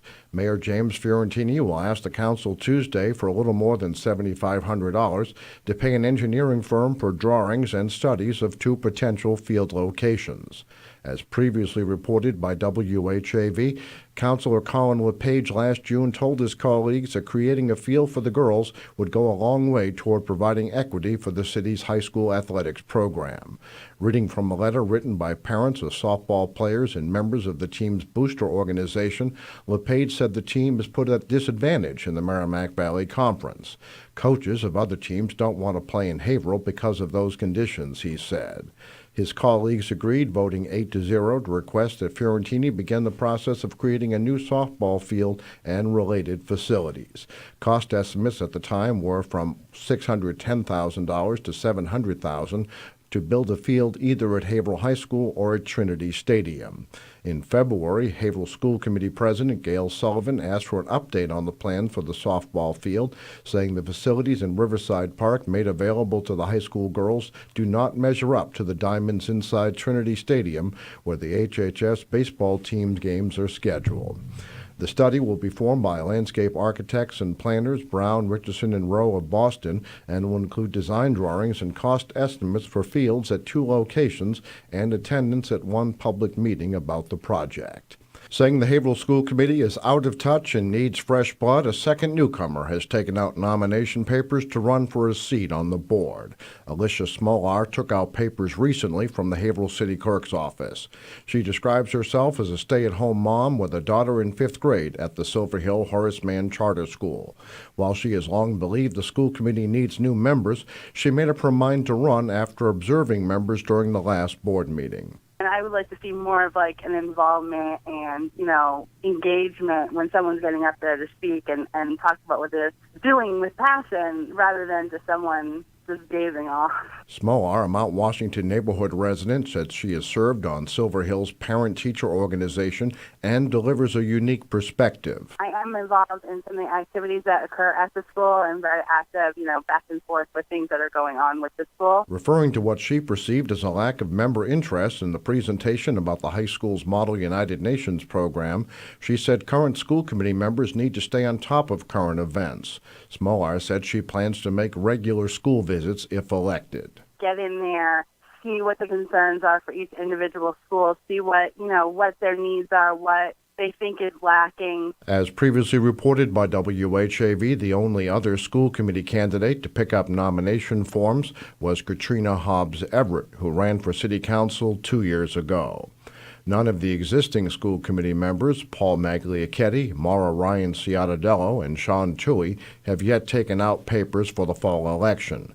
Toohey is filling the unexpired term of Joseph Bevilacqua, who resigned from the school committee last year after being elected to the city council. 4 sitting city councilors recently picked up nomination papers. They are Colin LePage, Mary Ellen Daly O'Brien, Bevilacqua, and William Masick. The only other incumbent to have done so was Michael McGonigal. Other candidates for city council are former member Kenneth Quimby, Adele Martino, who unsuccessfully sought election to state senate last year, Michael Katsoulis, who has appeared before councilors to voice concerns over Bradford traffic issues, and Fred Simmons, who has also unsuccessfully sought a city council seat previously.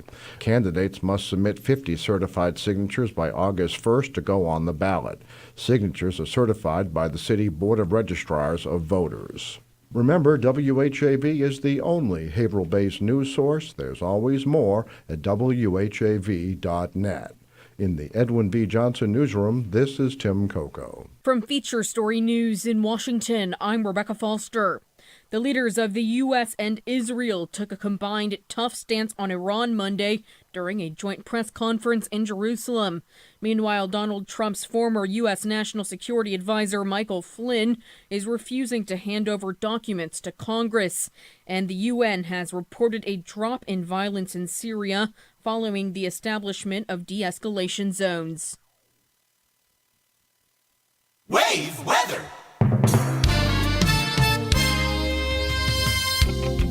I'm WHAV meteorologist Gary Bess with wave weather. Any showers end during the night, otherwise mostly cloudy. Low temperatures upper 40s to near 50. Periods of clouds and sun in 68 to 73 coming at you on Tuesday. Tuesday night, some clouds in the low 50s then. And clouds with occasional sunshine on Wednesday. Temperatures near or a bit over 70. This is Gary Best. You're next to wave weather in 30 minutes. 97.9 WHAV is the only FM station assigned to the City of Haverhill. Your membership is critical to continued operation. It's easy to join. Just click on the membership tab at WHAV.net.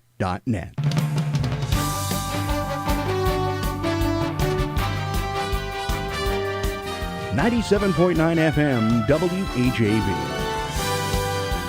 Catch the wave, WHAV, Merrimack Valley. Open mic.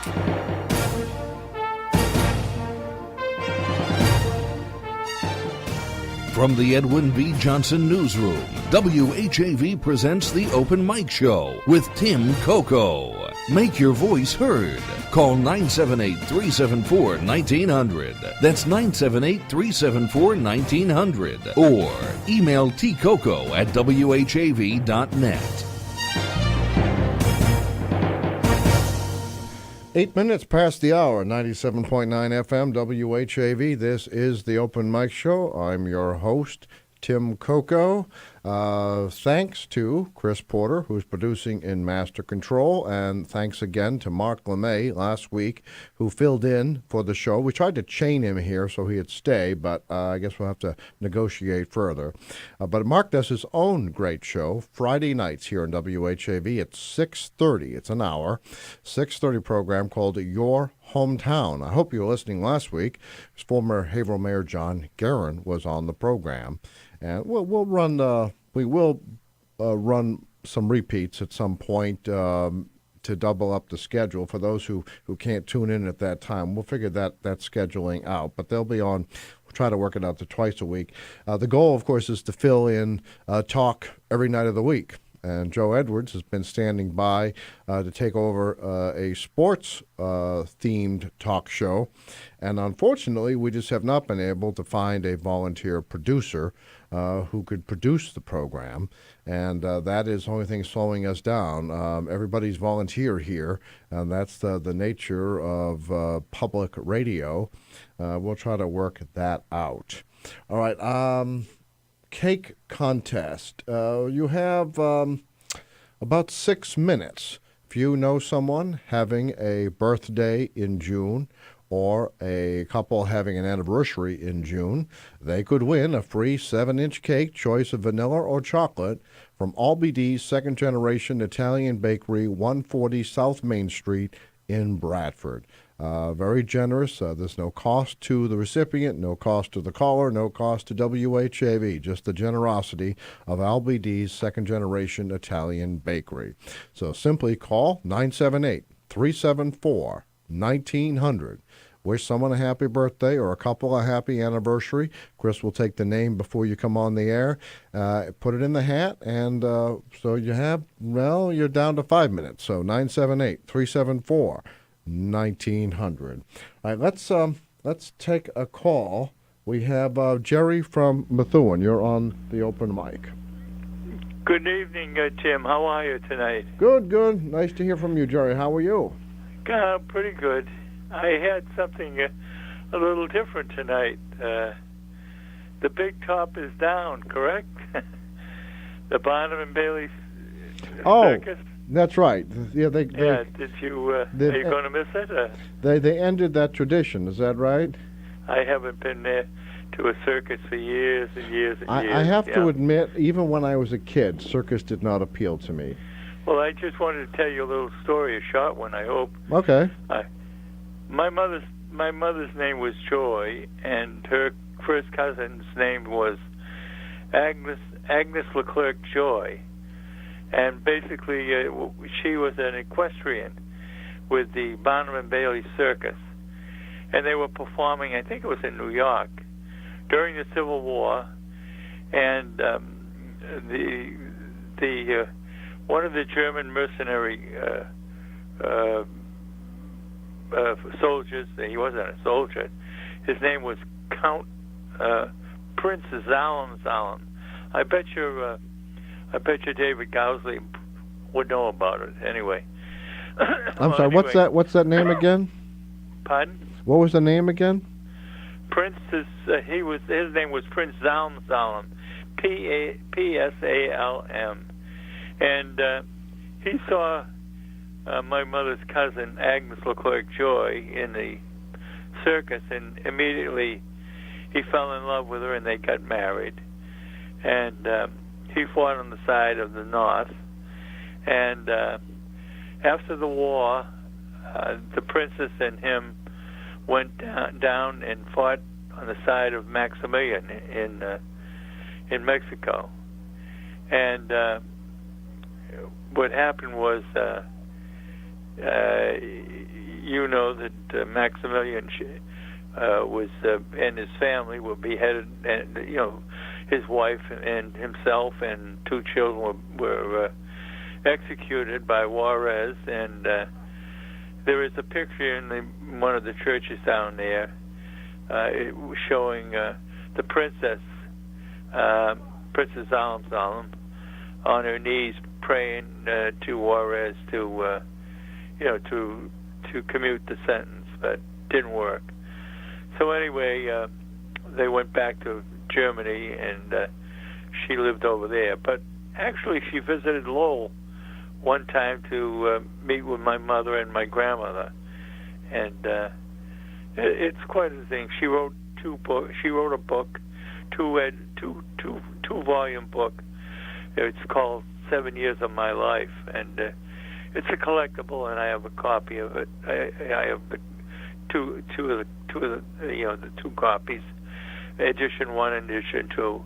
And then he also wrote a book, Princess Zalm, and he was famous as a mercenary, really, a mercenary, and as I said, he fought on the side of the North, and but after the war, they went back to Germany, and I think he then got involved in the Boer War, I think. But anyway, Okay. it was a little different story tonight, and No, I yes, wish thank David you. were on after me, because I know that he really he likes history and genealogy, and maybe next week he might have something to say about it. Yeah. Well, maybe. Usually has some interesting tidbit of information to add. So, yes, thank you very much. Thank you very much. All right, then. Do you have anyone with a birthday or anniversary in June? Here's your last chance. No, I guess. All right. All right, so I'm going to say let's take the break for Community Spotlight. And as soon as we get back, we're going to have the Albany Second Generation Italian Bakery Cake Drawing. We'll be right back. Open mic! Tim Coco and the Open Mic will be right back. Get in on the action. Call 978-374-1900 or email tcoco@whav.net. If you are enjoying this program, please consider making a donation right now. Your donations to not-for-profit WHAV help keep these vital community services on the air. Donate online at www.whav.net. This is listener-supported community radio, WHAV. WHAV is the Merrimack Valley's Pacifica affiliate. Catch the wave! Every Monday night, the Open Mic Show brings you fascinating guests, explores local history, and gives you a chance to praise the powers that be or vent your frustrations. I'm Tim Coco, your host, inviting you to join the chorus of community voices beginning at 6:30 Monday nights right here on 97.9 WHAV. You may also watch this staple of democracy live at WHAV.tv. Community Spotlight!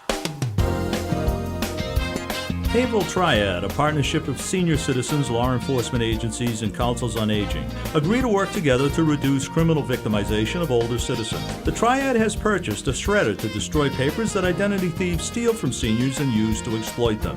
Anything that contains personal information that is being disposed of should be shredded. The shredder is available free of charge for use by seniors at the Haverhill Citizen Center every Wednesday and Friday, 12:30 to 2:30 p.m. The center is located at 10 Welcome Street. For information, contact Joel at 978-374-2390 any Wednesday or Friday, 12 to 2:30 p.m. Someone you know is on WHAV. To submit or read your own nonprofit announcements, click on the Contact tab at whav.net or email news@whav.net. In the Edwin V. Johnson Newsroom, this is Frank Camola.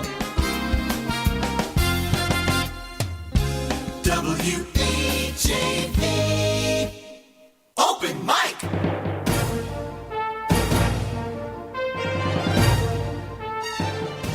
From the Johnson Newsroom, WHAV presents the Open Mic Show with Tim Coco. Make your voice heard. Call 978-374-1900. That's 978-374-1900. Or email tcoco@whav.net. And welcome back to the Open Mic Show, 817 here on WHAV 97.9 FM. And I'm just checking on our Facebook viewers. And whatever reason, I have the wrong page. So I can't give you the stats, but usually an enormous number of people watching live video on Facebook, so we'll do that. But first, the moment you've all been waiting for, the Albany Second Generation Italian Bakery Cake Contest. Now, we're doing it this week because next week, the Open Mic Show will be running a repeat. It'll try to one of the favorites, of popular ones that maybe you missed the first time it was on live, because taking the day off for the Memorial Day weekend. So we're doing the drawing a little bit early. In 2 weeks, we'll start working on July birthdays and anniversaries. Okay, so let's mix up the names in the hat. Had quite a few entrants tonight, and let's just grab one at random here. All right, let's see who the winner is. Now, before I even open this, there's been a certain caller, you know who you are, certain caller, who has managed to pick the winners for several months in a row. So let's see if we're going to break his winning streak here. All right, this caller, I believe this is our guest, Tom. Tom Spitalere has won. He was the June 4th birthday, right? Tom won the Albee D second generation Italian bakery cake contest. I'm sorry, Brian, your winning streak has been broken, but it's still, the odds are still good that you should get on Brian's birthday card list because he has had an amazing track record. All right, so Tom Spitalere, if you're listening, happy birthday, and you have won that cake. All right, I'm going to make a note to myself to make sure I don't miss that, and we'll take that. Okay, so let's talk about the other contest that we're running. We have a few more clues. What is the name of the man who collected hubcaps on Lowell Avenue? Now we have his first name is Charlie. His nickname was Kista. And his last name at least begins with an A. We're not sure about the next letter. I think our judges are sure, but I'm not sure what I have here. Oh, well, actually, one of our judges is on the phone now. You are on the open mic, Judge. A-Z-Z. Those were his first three letters of his last name. I just wanted to say on the rail trail, I think it would have been nice Memorial Day if it was named after a veteran who sacrificed their life. Barry Kyle, he sacrificed his life in Vietnam. Artie Williams sacrificed his life in Vietnam. I don't understand, why the mayor's name is why they're naming the mayor. I know he had a lot to do with it, but you know what? These guys sacrificed their life. All right, my buddy Mike Gambino and Mr. Whitney, Haver's first casualty. That's okay. Yes. I mean, it's Memorial Day. Well, no, that's an interesting. You know what? Maybe there's still a way they can do that. There could be segments of the trails or some of the sculptures along the trails. But your suggestion, coming on the heels of Memorial Day, is portions or the Bradford Rail Trail itself could be named for a veteran. Yeah, I don't see too many things named after veterans around. Yeah, the Spitalere Bridge. Okay, he's first Vietnam veteran to die in Vietnam, and Como Bridge. But outside of that, I don't. Outside, I know I know the guys that put up the put the veterans signs up, with their dates. They're all over the city. You see them, right?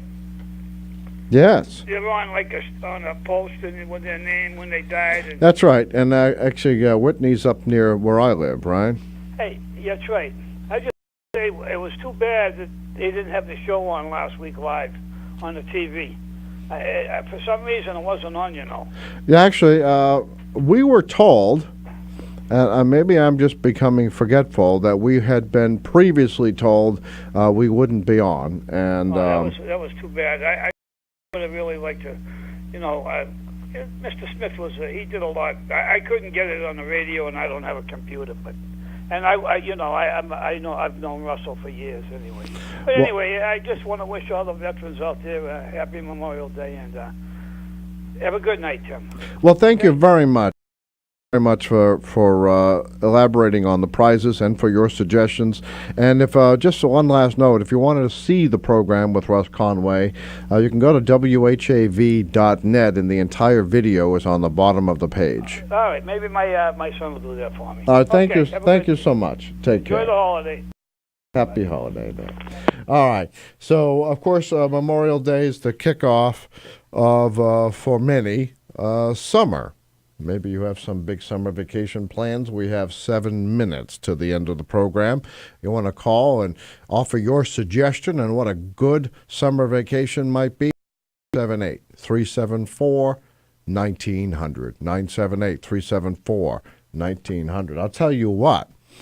In the time that we have left, we will give away to the first caller who wants to suggest a good vacation idea.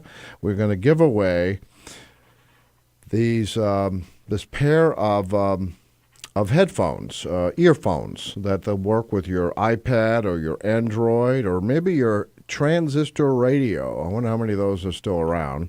I have one. I listen to WHAV FM 97.9 on it. But here we are. You can also put these in your computer. So here are first person who wants to call with their suggestion for a great summer vacation. You know, affordable, day trip. They call them staycations, maybe. Give these away. 978-374-1900. Minutes to do that. All right. And so our guest won the birthday prize. So that is always a double bonus when we have a good guest and a good prize. And we've had some good suggestions for this. Moving into the holiday and about naming memorials and that kind of thing. All right. WHAV is the only news media that's kind of kept up with who's running for office, who's taken out nomination papers. And you may have read on WHAV today that there is a new candidate for school committee, Alicia Smolar. And she talked about how she believes the school committee is out of touch and that it could use new blood. Maybe you want to talk about that in the 5 minutes that we have. 978-374-1900. Now, we haven't really talked too much about this on the program, but a storm is brewing over the future of the Silver Hill Horace Mann Charter School. Now, unlike other charter like Montessori right here in Bradford, the Silver Hill is part of Haverhill Public Schools, but it's set up to be autonomous, that it can get its own grants. And I'm not sure that I could adequately talk about both sides of this issue, but there are people who have said, we brought this school from, before it became a charter school, we brought Silver Hill from the absolute lowest ranking to the top ranking, and that success should be rewarded by the teachers across the city, not just at Silver Hill, but across the city. It's a requirement. The teachers vote to renew the charter of Silver Hill. Okay, that's a quick summary of one side of the argument. On the other side, we're hearing a little bit of complaining that perhaps Silver Hill would do a better job if it didn't allow, for example, siblings of existing students to take seats. And the number I was told was 40 plus. You can correct me if that is wrong. So if you have a brother or a sister, well, they want to go to the same school you do. They have kind of an inside track, if I understand that right.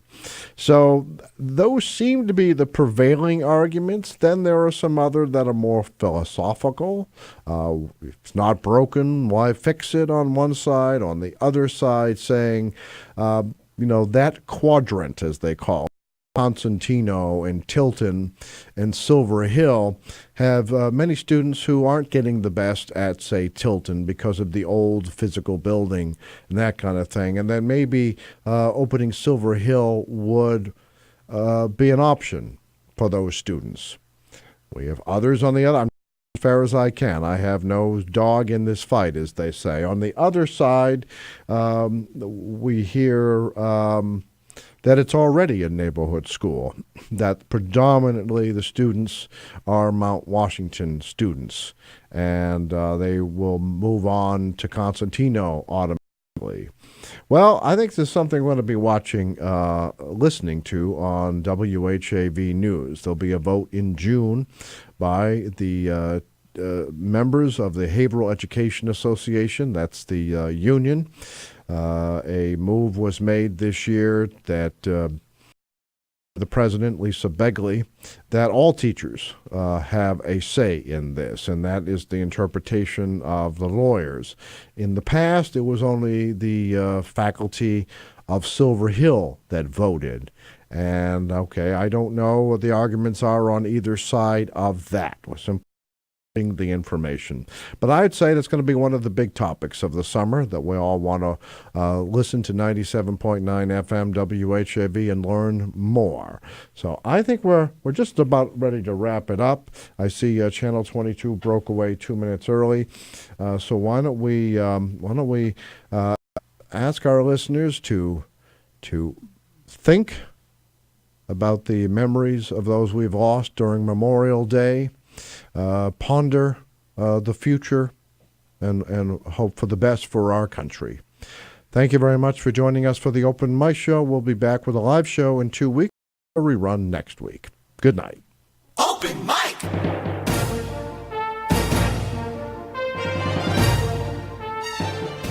Join Tim Coco live on the Open Mic again next Monday night at 6:30. The opinions expressed on the Open Mic Show are not necessarily those of WHAV, its underwriters, or affiliated stations. The Open Mic Show came to you from the Edwin V. Johnson Newsroom.